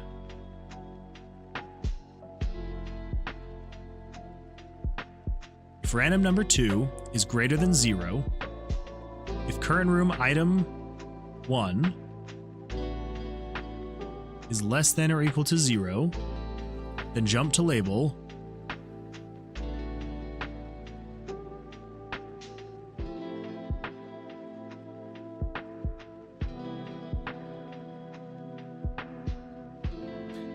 All right, everyone, listen up, listen closely. This will save you a lot of time, headache, and frustration. If you are creating something and you feel so inclined to copy and paste your code, do not assume anything. Do not rush through it just because you're like, oh, well, this is working over here, I'm just copying and pasting, we're good to go. Verify, verify, verify.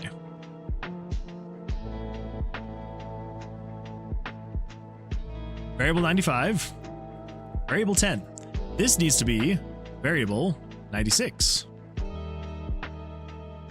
But because it was working in a different place where it technically, yes, it was working in a different place, but this is a different part of the code. So even though I could copy and paste it, it did need to be changed, and I changed the first one, and then I renamed this, and then I got sidetracked, and then I was like, well, I just need to rename this, and then I thought I had already changed that, and then I went through and copied and pasted it 1,000 times, and anyway. So yes, if you are making things, verify that what you are copying and pasting, there's nothing wrong with copying and pasting code. I do it all the time. It does save a lot of time. As long as you actually verify that it is going to work. Because if you don't, it will just make things more frustrating and make it so, you know, it's not great. Not great. So, verify the code you're copying and pasting before you then duplicate it 15 times. Okay. That makes sense why it was working for the second inventory slot, because it was referencing the second inventory slot's value, which lined up correctly. So the second inventory slot worked just fine. But now, if we come over here and go boop, and we go boop, there we go. And then there's no empty spot on the floor, so you can't do anything there. And then you can go bloop, bloop, and then you can be like whoop, and bloop, bloop, and whoop, and bloop, and whoop, bloop, bloop, bloop.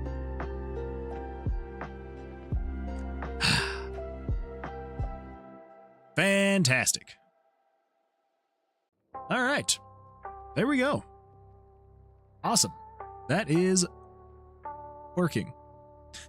So yeah, we now have our dungeon working for the most part. As far as movement, you can move around the dungeon. Everything's great there. Reveals the next room as you enter it. Yeah. Excuse me. Plays the transition animation just fine. I'm still not sold on the animation. That is still definitely more of like a placeholder. I don't know if anyone ever played. Oh, what was that game on the Game Boy? It was called. Oh, now that's gonna drive me crazy if I can't remember it. I'm gonna have to Google that really quick. Game Boy RPGs. Okay, come on. Oh, here we go. It wasn't Final Fantasy. Game Boy RPGs list. Wow, there was a lot of RPGs on the Game Boy. I also think this is pulling in from a lot of non-Game Boy games. Google, why do you suck so bad?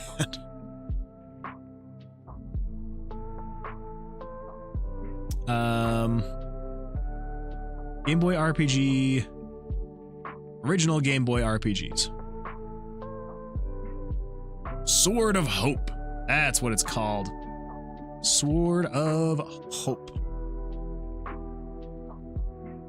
Oh, I guess I should close that. Also, I just noticed. Describe it to us. Yeah, sorry. Sword of Hope.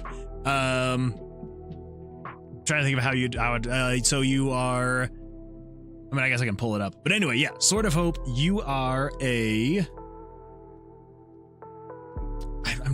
I think it's your uncle, or you're told it's your uncle.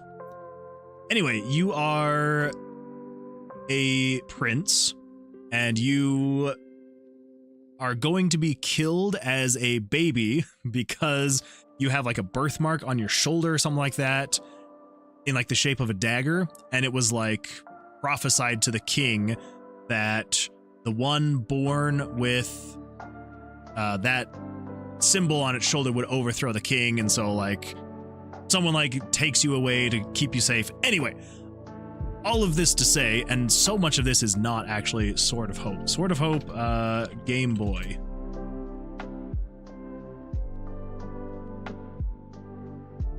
Is there not? There's gotta be Sword of Hope review.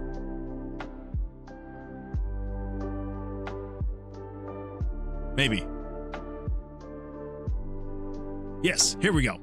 So, all of this to say, the transition that I'm going for is reminiscent of this transition. So basically, like, you've got your first-person view right here, and then as you move around, it like plays just this very, very basic animation in this area here. It's like it kind of just like shows you where you're heading off to. So that way it's just a static image but it like gives you a sense of movement because it's like, it's the arrows, you know, the blocky effect and all that stuff. So anyway, yeah, here's the prologue. If you didn't know, chosen by destiny, who must destroy a looming darkness, returning the light of a kingdom. There was a brave king who ruled the peaceful country of Rykar, who, come on, one day became overwhelmed by an evil dragon. That's right, it was the dragon that turned him evil. The dragon once been bound by the hex of a sword. The dragon summoned the evil power Mammon and commanded that he turn the people into trees. It was truly dark across the land. All right, fine, don't give us the whole story. Screw that guy. I wanted to get the whole story. Anyway, yes, that was a very long roundabout way of explaining why I have it the way that I have it. So, yes, a bit like Ultima. Yes, exactly. Actually very reminiscent of that. Yes. Devious Oatmeal, welcome. First time ever seeing a diagonal movement in one of these. Yeah, actually, I just realized that because it's, I mean, obviously that was a original Game Boy game, so it's been a while since I've played it. But yeah, I actually did not even think about that or remember that they had diagonal movement back then. Anyway, yeah, so now that you have actually seen how that works, you can kind of see the tip of the hat to how they did their transitions. Anyway, so that's what came to mind when I was trying to think of how am I going to transition these scenes to make it feel like you're moving, but without actually having to move the image, because then that just leads to all sorts of interesting things the way I'm doing it. Anyway, yeah, so movement is working in the completely randomly generated dungeons, which feels so good to finally have that done, and I can actually move around and explore. We will be getting more to the actual spawning of items and monsters and things like that in the next stream. So for now, we got the movement done, which feels great, and we've got the dice moving done, so a lot of that was just copying and pasting what we had before, but now it is working better than it was before. So yeah, Devious Oatmeal, you finally convinced me. It just took until this stream for me to actually start reworking everything. So yeah, but actually, now that you're here, just realize the transition mimics the direction you move. Yes, absolutely. So just, you know, a little thing to try and help it feel like, you know, if I press the right arrow key. Thanks for the follow, Bulb Turtle. What? Bulb Turtle? Thank you so much for the follow. I appreciate that. Thank you.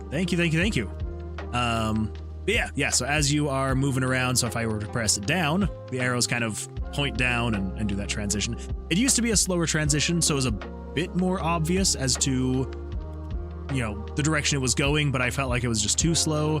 Kind of made it feel a little sludgy, like as you were moving, you had to wait for the whole transition to finish, and I just wanted it to be a little bit faster.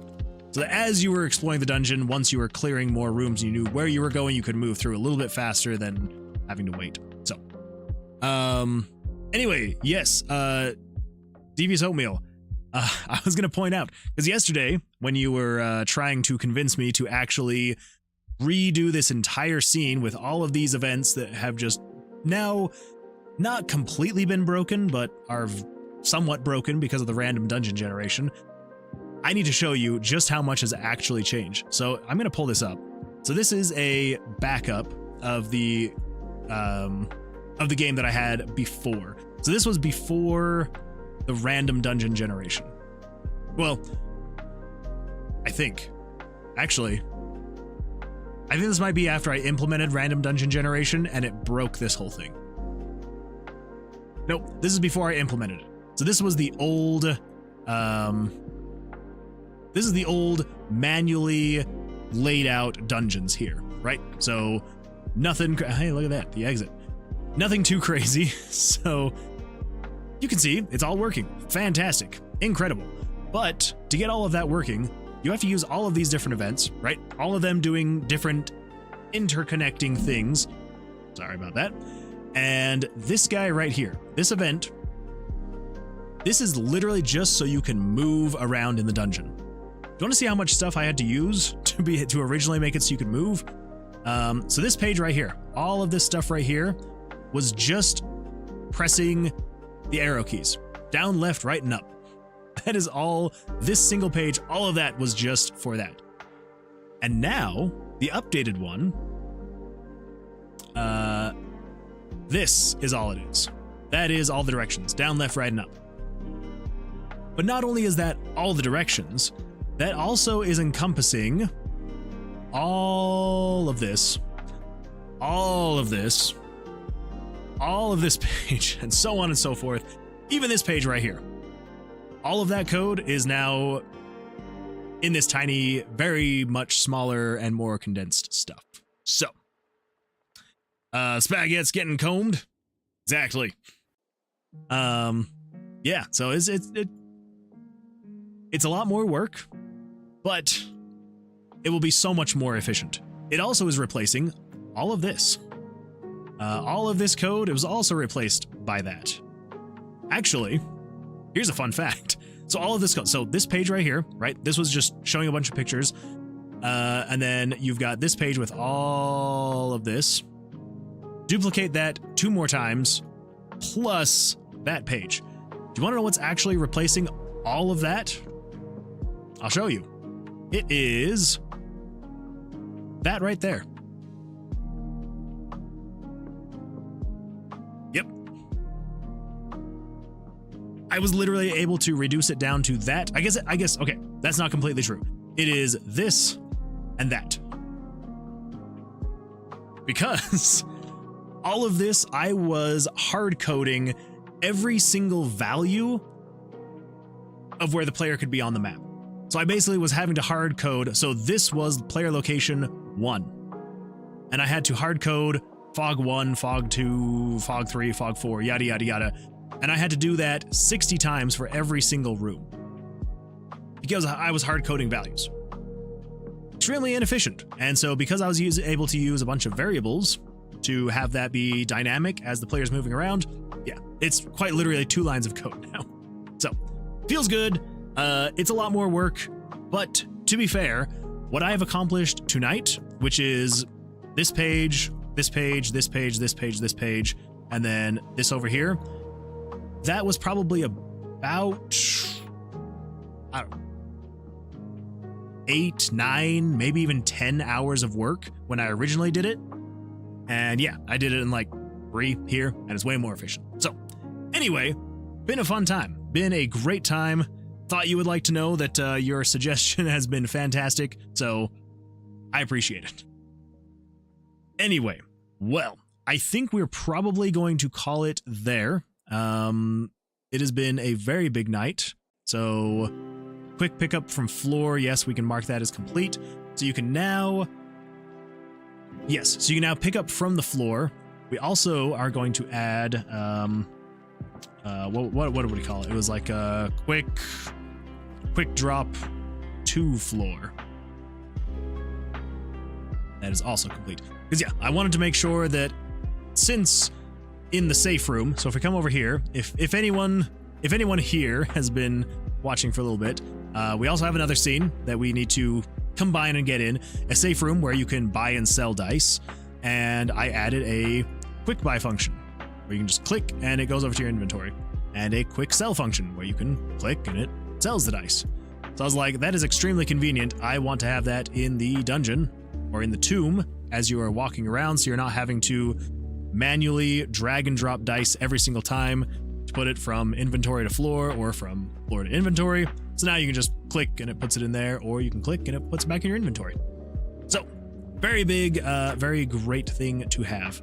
Yeah, so we got the new RTG system tied in, so it's actually randomly generating a dungeon every single time, and it's just so fast. I am so glad that we were able to get it working so well. And then yeah, the movement, the initialization, the dice movement, being able to have the quick pickup from the floor and be able to quick drop to the floor. So, fantastic. Devious Oatmeal says, Seeing as how games take months to release, 10 hours is good. That's true. That is true. Well, when I say 10 hours, I mean it took me 10 hours just to, on the original one, set up this event with all these different pages, this event with all these different pages, and this event. So that's not including any of these other events that have all this other holy crap crazy stuff going on. So yeah, so it was about 10 hours just to do that, and then I was able to recreate that in 3. So yeah, happy day. May want a way to show the map, a toggle maybe when in the shop, or do you go to the room then enter the shop? So I guess calling it a safe room is a bad.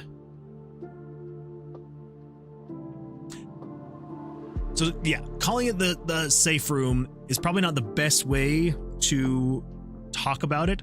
So actually, let me just give you a quick rundown, just really quick for anyone new who hasn't seen all of the parts of this. So I think Devious Oatmeal, probably all that you've seen of this project is the random gen and now the new tomb.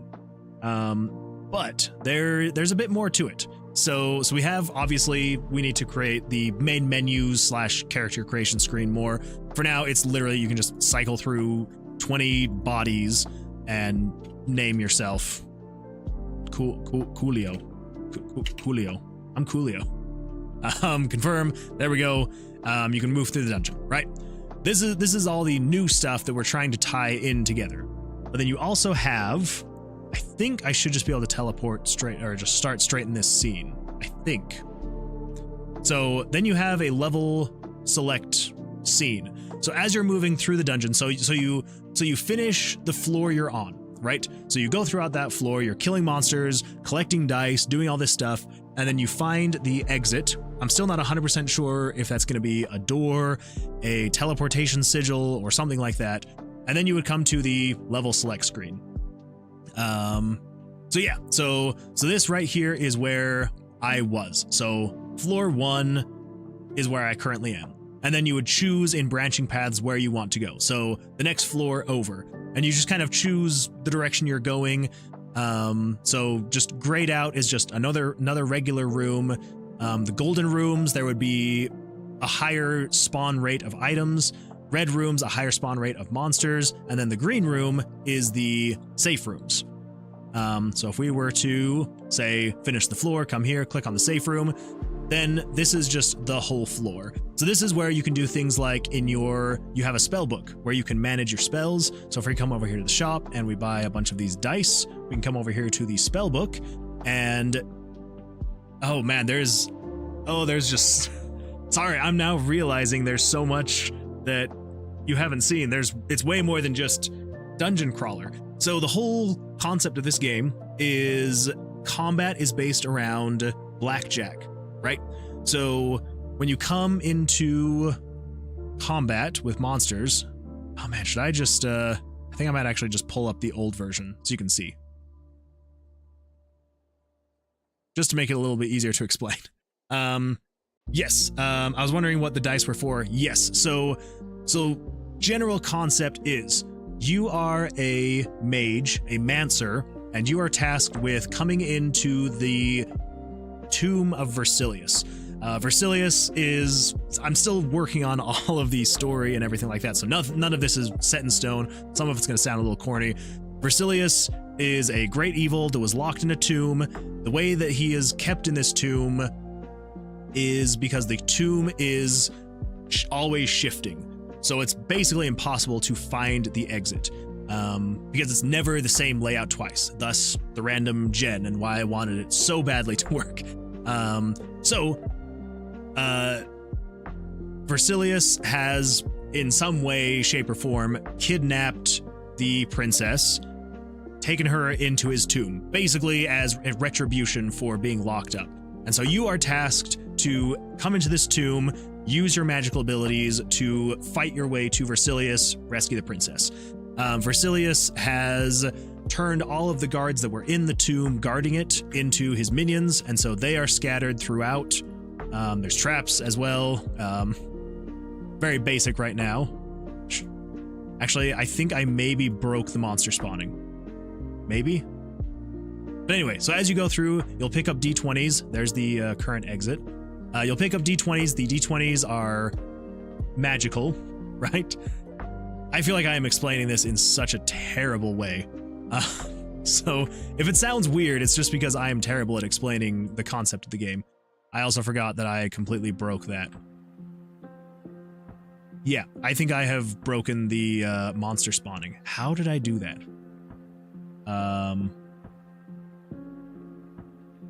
Okay, well that would do it. Anyway, yeah, just because I'm not sure if this is actually what I need to do to fix the monsters. I don't think it is. Anyway, so general concept is combat is based around Blackjack. So as you fight the monsters have an armor class.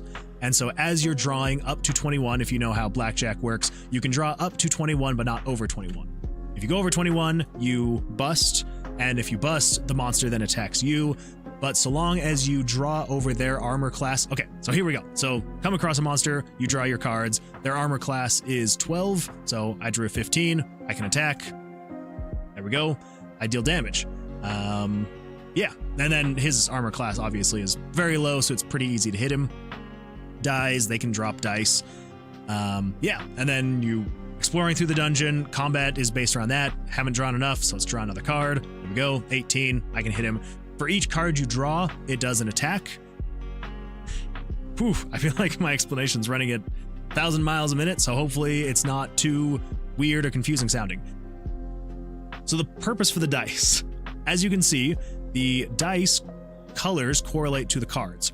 So the suits on the cards correlate to spells, elements. So blue is water or hydro, purple is necro, green is geo, so like earth, and then red is fire or pyro.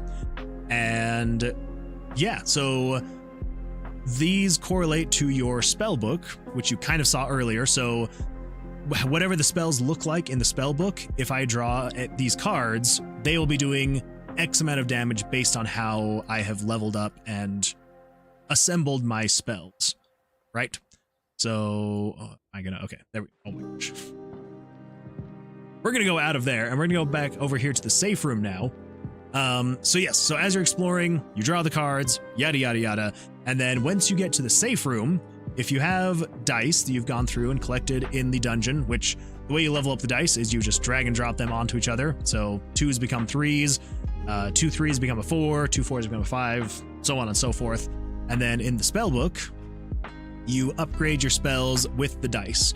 So you can add more pyro dice to your pyro spells. It does more damage. Same thing, hydro, you can add more hydro dice to your hydro, you can add necro to your necro, and geo dice to your geo. But in my mind, I'm pretty excited about this. The great thing about the spell book is you're not locked into specific spell elements, right? So eventually, well, it works right now, but eventually it'll look better than just saying pyro, pyro, geo, geo, like necro, necro, hydro, hydro, hydro. Eventually you can mix and match spells. So you can add hydro to your pyro. And so, you know, if you had, like, let's say, for example, if you had pyro and geo, so fire and earth, an equivalent element would be something like lava, right? So if you were to combine these two together, this spell slot, this your red card, whenever you draw anything red, would be a spell called something like lava, right? And it would do 3 damage. And then, you know, say for example, if you had pyro, hydro, and geo, this would be something like flowing lava or something to that, you know, something like that. My wife is extremely excited to start coming up with spell names. She is huge, like, D&D nerd and stuff like that. So she's really excited to come up with all these different spell names of, like, combining all these different elements. But anyway, so the benefit is enemies will all have certain strengths and weaknesses, right? So if it was a fire slime you were attacking, you would want to use its element that it's weak against. Because if you're using fire, then it's not going to do as much damage. I'm sure you understand how strengths and weaknesses work with elements. So anyway, yeah, so that's the whole idea of the spell book, is you can mix and match different elements into your cards. So it's not only just the base value of the dice, so like, you know, it's doing 6 damage. Wahoo, right? Yeah, awesome, great. But you also want to take into account how are you building out your spells. And so, yeah, so eventually I think when I counted it based on all the different combinations, because it's not just, you know, oh, if you were to put, you know, 2 pyro dice and a hydro dice, oh yeah, it's pyro, pyro, hydro. But it also depends on how you put them in. So if you put the hydro first and then the pyro, it would be a completely different spell because it's taking into account fire, water, fire versus fire, fire, water. Anyway, so that's the spell book. The shop can be, you know, a place where you buy and sell dice. So if you have dice that you've collected in the dungeon that you don't need, sell them, get money, be able to buy other dice. And then there's also a whole quest system. Right now, they're all very generic quests, things like just killing monsters, disarming traps, exploring rooms, yada, yada, yada. Nothing too crazy. Then you can accept those quests. They show up down here. And then as you go throughout the dungeon, you'll kill monsters, explore rooms, all that fun stuff. And when you finish them, then when you get back to the safe room, you can turn them in and get more money. Anyway, all of that to say, I'm sorry for that extremely long explanation. For anyone who wasn't wanting that, I deeply apologize. All of that to say, maybe calling it the safe room is probably not the best way to go about it, because it's not necessarily a room on the floor that you're exploring. It's more of a destination. Sorry about that. It's more of a destination at the end of the floor, right? So you'd be going along, you'd be finding monsters, picking up items, all that fun stuff, and you are trying to find the exit or be able to go deeper into the dungeon, which actually, for anyone that's here at the very beginnings of my streams, this is why I have this up. So it kind of correlates to the game. Anyway, yes, so I feel like I just, you know, vomited all of my ideas for this game onto you all, and I apologize for that. Anyway, that is everything that I've got in this project so far, and now I'm currently working on tying it all together, making it all work so that we can try to content lock and be like, okay, everything, all the features are in here. This is everything we need. Now let's polish, refine, balance, all that fun stuff. So you can ever have 4 different types of spells at a time, 4 out of more than 100 types. So I think what you're what you're asking is, can you only have 4 spells equipped at a time, but you can have like more than 100 types? Is that what you're meaning?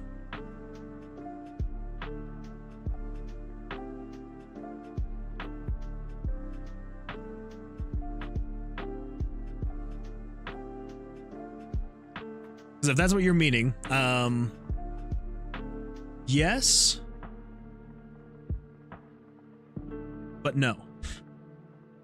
Like there's a lava slime, which is 1 of 100 types.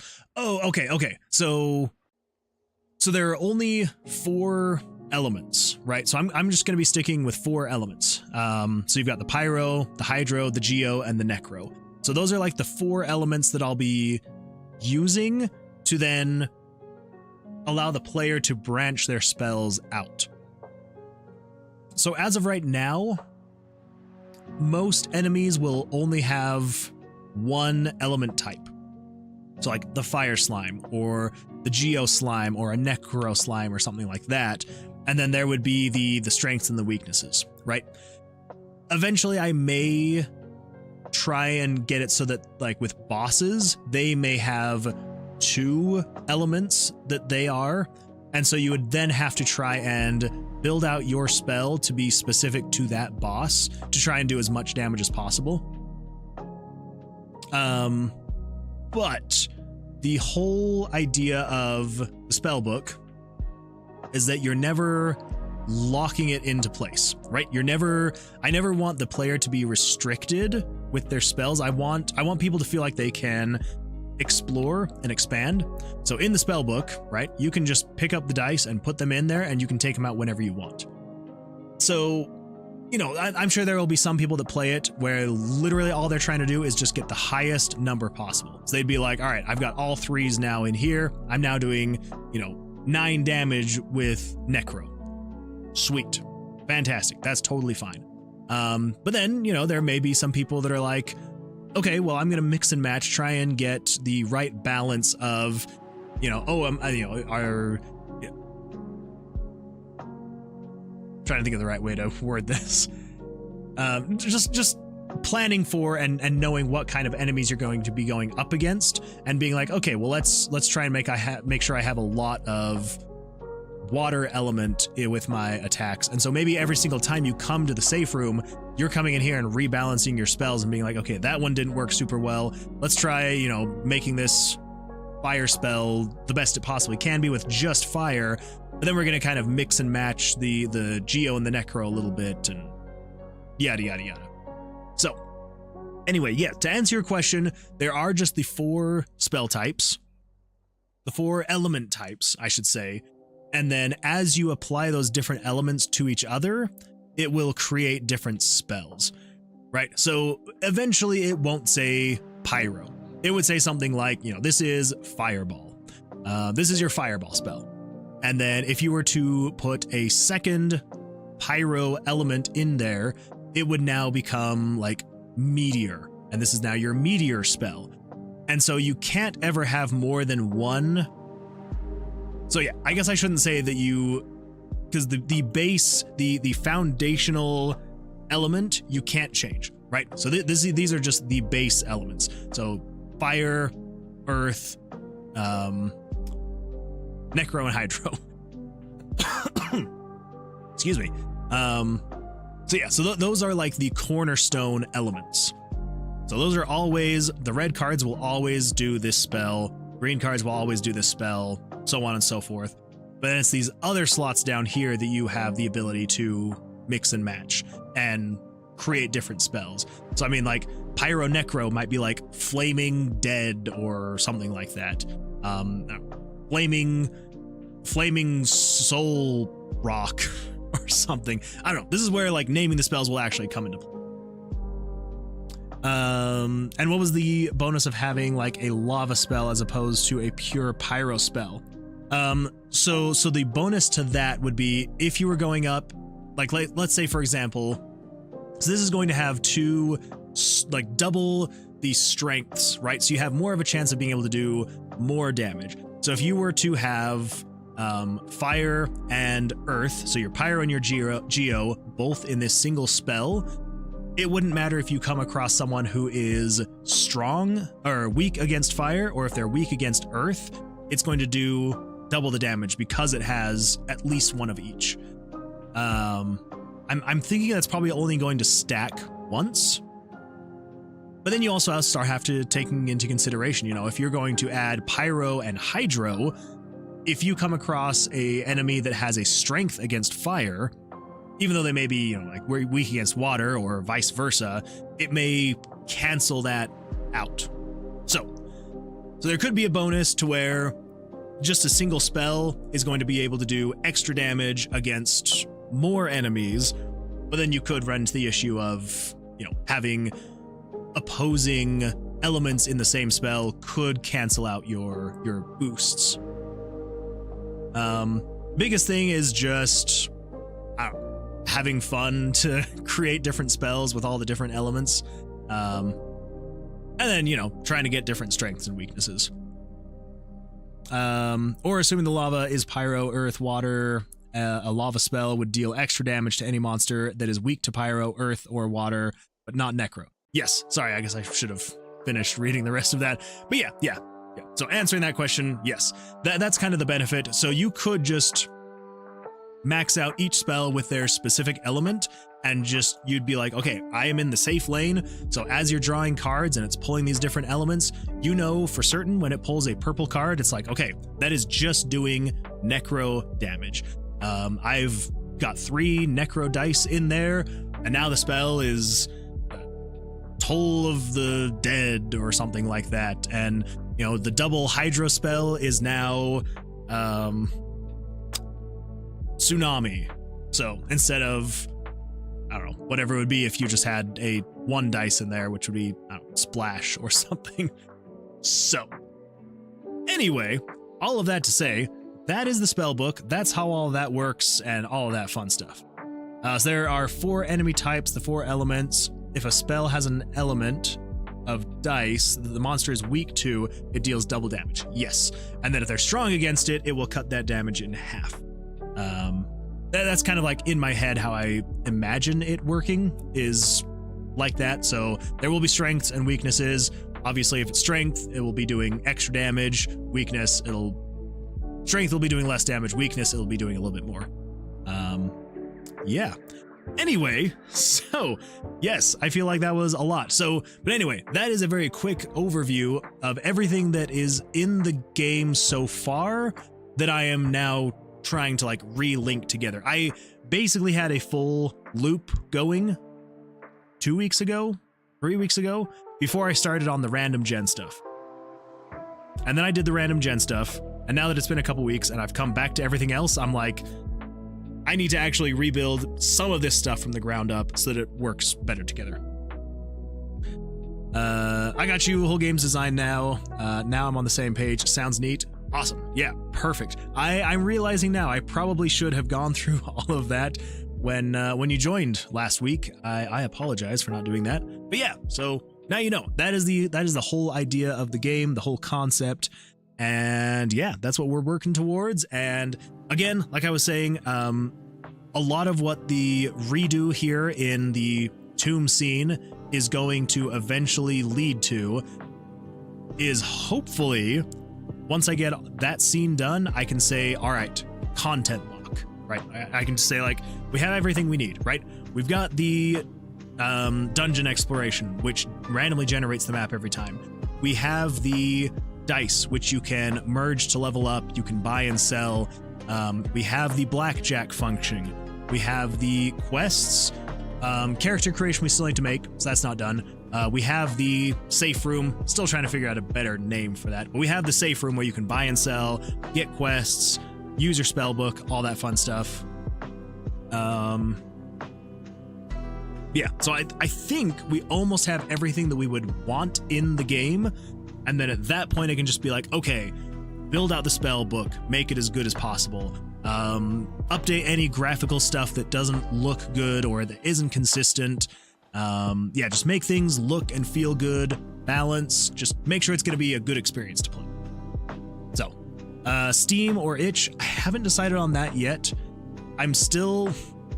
So when I first started making the game, I was like, this is just going to be a free game. I'll probably upload it to itch, maybe even Steam, and I just make it free on there. I'm kind of leaning a little bit more toward it'll still be cheap, right? Like it's never going to be more than like $5, right? So still trying to decide exactly what platform, but it'll probably be Steam. I don't know how to do that though, so I'll have to figure that out. I was trying to, what is wrong with Photoshop? Photoshop sucks so bad sometimes. I'm trying to open stuff in my cloud, but when I go to open, usually there's a button that says view cloud, and it's just not there because freaking it's the worst. Absolute worst. I was going to show really quickly what it used to look like when I first started this process. Okay, here we go. There we go. That's the one. Yes, so the original Tomb of Versilius used to look like this. So instead of D20s, it was D6s. The map was here, still kind of same general design. You know, you had your quests, the monsters all used dice, your stats were all dice. It was going to be a very, very basic dungeon crawler RPG. That's all it was going to be. Nothing more. You would literally, like, you would click the melee attack button or the magic attack button, and every time you would click, it would reduce your melee attack dice by 1, and it would damage the enemy. And then as you collected dice, you could replenish your weapon or your spell. And that's all it's going to be. And then it has gone absolutely nuts and off the rails. And yeah, there's way more to it now than I ever anticipated. So yes, it's probably not going to be a free game anymore, just because I'm like, I have now spent the better part of the past 3 months making it, and I've probably got another at least 3-ish, maybe more months to go. So I think you get away with $9.99 for this. Maybe. We'll see. I don't know. I don't know. And that's where it's hard for me to really say one way or another, like where I'm going to be distributing it, how much it's going to be. I just don't know. Like, my biggest thing is I want to entertain, right? Like, I absolutely love being able to entertain people, whether that is on stream, whether that is anything else that I'm uploading, like over on my YouTube channel, where I'm putting up shorts of this whole process, devlogs and all that fun stuff. But also just entertaining with the project in general. Like, I am ecstatic to have this done, to be able to hand off to everybody to be able to play. And so I want to make sure there's not too much of a barrier of entry there, where someone's going to be like, this looks fun, I would love to play it, but I can't justify $10. Right? And I'm sure there's always going to be people like, I could charge 99 cents, and there's going to be that person that's going to be like, I'm not paying $1 for this. And it's like, well, sorry, I did just, dedicate hundreds of hours of my life over the past 6 months developing this. So I don't know. Anyway, I don't want there to be a too high of a barrier of entry, and that's where I'm kind of like, I'll need to figure it out when I get there. So the Steam process is pretty simple too, assuming USA. Yep. Just need a business ID and $100. There's some other small stuff, but it's more a slight inconvenience than an issue. Yeah, I've heard it's not too bad. I actually kind of want to look up a few videos on how to do it, just to see exactly how bad it is. Because I do already have an itch. That sounds weird to say. I do already have an itch account. Itch.io for anyone who doesn't know. So I could just upload it there, charge $5 and call it good. But I think it'd be kind of fun to have it on Steam. I don't know. We'll see. Let's see. Sorry, my eyes are getting so tired, and then I'm looking over at the far side of my screen. I really need to get a different spot for my chat. And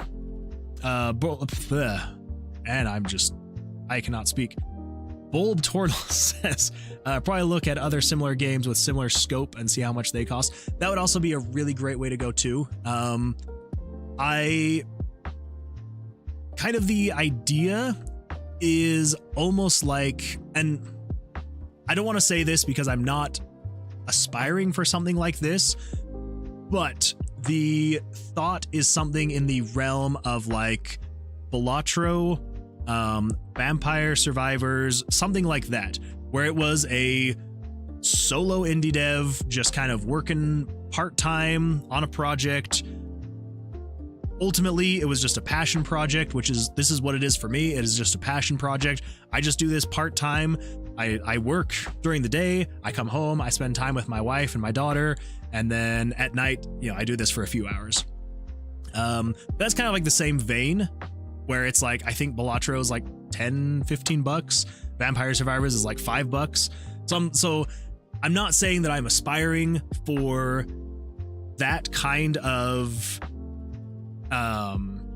broad appeal, because I know it's not going to have that same broad appeal. So that's not what I'm going for, but it's that same vein of okay, solo indie dev, passion project, working on it part-time, and just releasing it because it was something they liked, and that's kind of where I'm hoping for.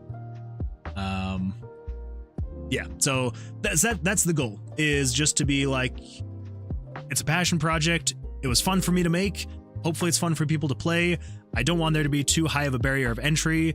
But I feel like there has been too much put into it for me to just be like, here it is for free. Cause I'm like, well, there has been a lot of time and effort and stuff like that put into it. But yeah, obviously not going to be like a $30 game. I know that no one would pay $30 for it. Given the replayability, length of time, and quality, if $9.99 is a little too high, then $4.99 could still work since it's your first commercial game on Steam, which I bet you will also choose. That's a fine price as well. You'd also get away with $6.99 or $7.99. Yeah, and that's the thing is like, it will be my first game that I ever finish, right? So like, you know, and that's why I'm not expecting this to ever, like, I would be surprised if more than like 50 people were to ever purchase this, right? I don't anticipate that. I am not developing this with that intent in mind at all. I'm making it because I love making games. I love being creative. I want to make something that I can put out into the world and be like, this is what I've made. If you enjoy it, fantastic, awesome. But again, ultimately, my goal is to entertain. And, you know, whether that is just on stream like this, like I absolutely love chatting with people, talking about the project, hearing about other people's projects, what they're working on. I absolutely love that aspect, which is why I decided to do this. It was half that and half to try and keep me actually working on it. So I knew that if I didn't have anybody holding me accountable, I probably would have given up by now, especially with the random gen. I probably would have given up by now and been like, you know what? It's a cool idea, but it'll never work. Anyway. As far as marketability, it's actually more in line with consumer taste than you think. That is really good to know because sometimes it's hard when I'm just sitting in my basement by myself making my game. Sometimes it's difficult to know what people would actually like versus what they wouldn't like. So yeah, that really does mean a lot to hear. So thank you so much. I'm glad to know that what I'm working on is not gonna just be something that no one would have an interest in. So, and even just the fact that, you know, you're all here watching, chatting is more than enough for me to be like, I think people are actually interested, which is why I'm like, I'm gonna keep going. I'm gonna keep developing it. I'm not going to give up and just be like, it's too hard, ran into a wall, you know, gonna give up. Am I in any Discord servers? Splattercat would probably get a kick out of this. I don't know who that is. Also share your game around. I like where it's going. I appreciate that. Yeah. Yeah. And any sharing at all, whether it's just kind of talking about the stream, because like obviously right now I don't have any Steam list or anything like that for people to go wish list. So, you know, right now, anytime I release anything on YouTube about it, I usually get at least one comment, sometimes 2 or 3, sometimes a couple dozen. And people are like, oh, like, where can I wish list? Where can I get this? And it's like, well, it's in development. It's not out yet. Any future updates, you know, subscribe here, follow on Twitch, whatever it's got to be. Yeah. So yeah, that would be the best. Like if anyone is seeing this and they're like, this looks like something I would love, and this looks like something else that someone else I know would love. Yeah, just being like, hey, this is where it's being developed, and yeah. Any links to the game? If not, you should get at least the itch page up so people can see it and follow. I have considered that. I have thought about the fact that I should probably get something up. Whether it's something on Steam that people can start wish listing just to see even what the interest would be. An itch page, yeah, for sure. Yeah, really right now the only thing is my YouTube channel and Twitch, where I do the live streamings. I put I shouldn't have I am so tired. I apologize. Yeah, live streaming on YouTube and Twitch, and then uploading the VODs and shorts and devlogs on YouTube as well. Bulb Turtle says, I'm sure there's a target audience for this deck builder roguelite RPG. Totally. Yeah, and that's kind of the demographic that I'm hoping for as well. because it's not like your classic deck builder, right? It's literally just Blackjack, which is kind of why I decided to go with Blackjack, because that is a pretty universally known concept. And so I'm like, you know, you're not exactly building your deck to play Blackjack, but you are assigning spells to those cards to fight monsters. So hopefully enjoyable. But yeah, as far as links go, I should probably start working on something like getting an itch page up, maybe trying to get a Steam page up as well. If nothing else, just something to have people be able to wish list, follow, and things like that for people that aren't interested in watching the live streams or the shorts or the devlogs, because there are some people that are like, I just want to play the game. Like, I want to know when it comes out. I don't care to follow along with the dev process, which is totally understandable and totally fine. But yeah, the call to actions. Yeah, I should probably start working on that. So that would be fantastic to do.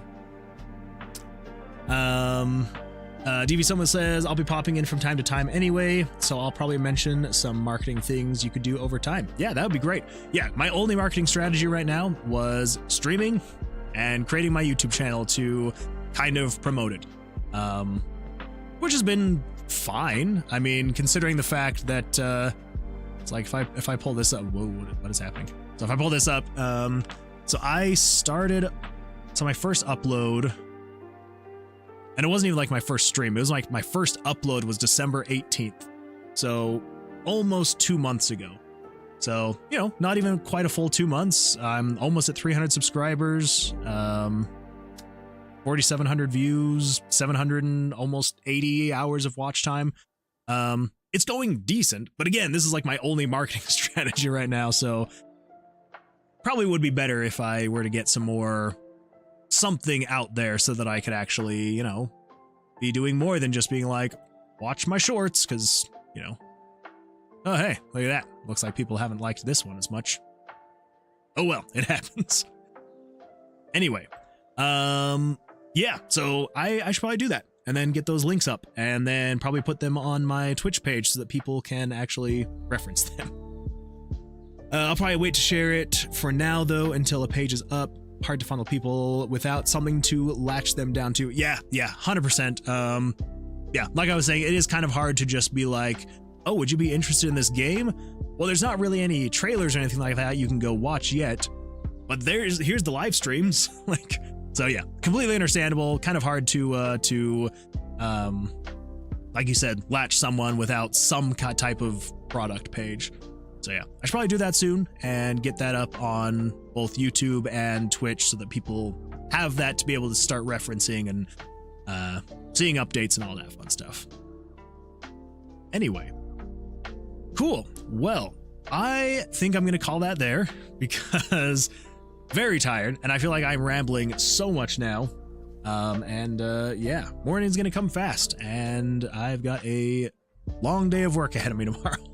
So, but this has been absolutely fantastic. Thank you everyone for being here. Anyone old, anyone new, I appreciate it so much. Thank you. It's been a great chat. My stream schedule is not great right now. So I work full time, right? Like I was saying, work full time. And then I've got my family that I try and spend time with as well.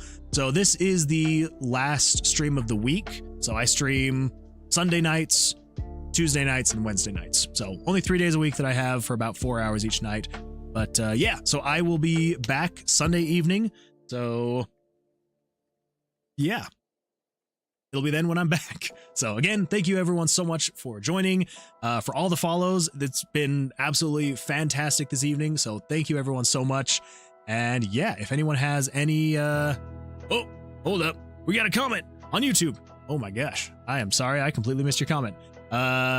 You'll be my second monitor content for the day. Game dev is super interesting. Thank you so much. I appreciate that. Yeah. I wish that I was still going a little bit longer, but there will be the VODs. There will be all on YouTube. You've got the VODs, the shorts, the devlogs, all that fun stuff. So, but anyway, yeah, I'll be streaming again Sunday evening. Well, Sunday evening Mountain Standard Time, if that works. So wherever you may be in the world, 8:30 p.m. Mountain Standard Time is when I usually start streaming, and then it goes for 3 to 4 hours ish. So yeah, again, everyone old, everyone new, thank you so much for being here. All the chatting has been fantastic. Thank you so much. Hope everyone has a fantastic evening, fantastic morning, afternoon, wherever you may be. Hope it is a fantastic one. Oh, sorry, one more. Keep at it. Give your position, given your position and calmness. There's no need to rush this. Looking forward to seeing how this goes. I really appreciate it. Thank you so much. You have been absolutely fantastic, Devious Oatmeal. Thank you. Yeah, you make it much easier to feel like I can continue and get to where I eventually want to be. So thank you. Yeah, to everyone else, sorry. I know I keep rambling and going back, but I honestly, it's hard to express how grateful I am, so we will leave it at that. Thank you. Hope everyone has a fantastic evening, day, or afternoon, wherever you may be, and we will see you all on Sunday on the next stream. Until then, take care. See you later.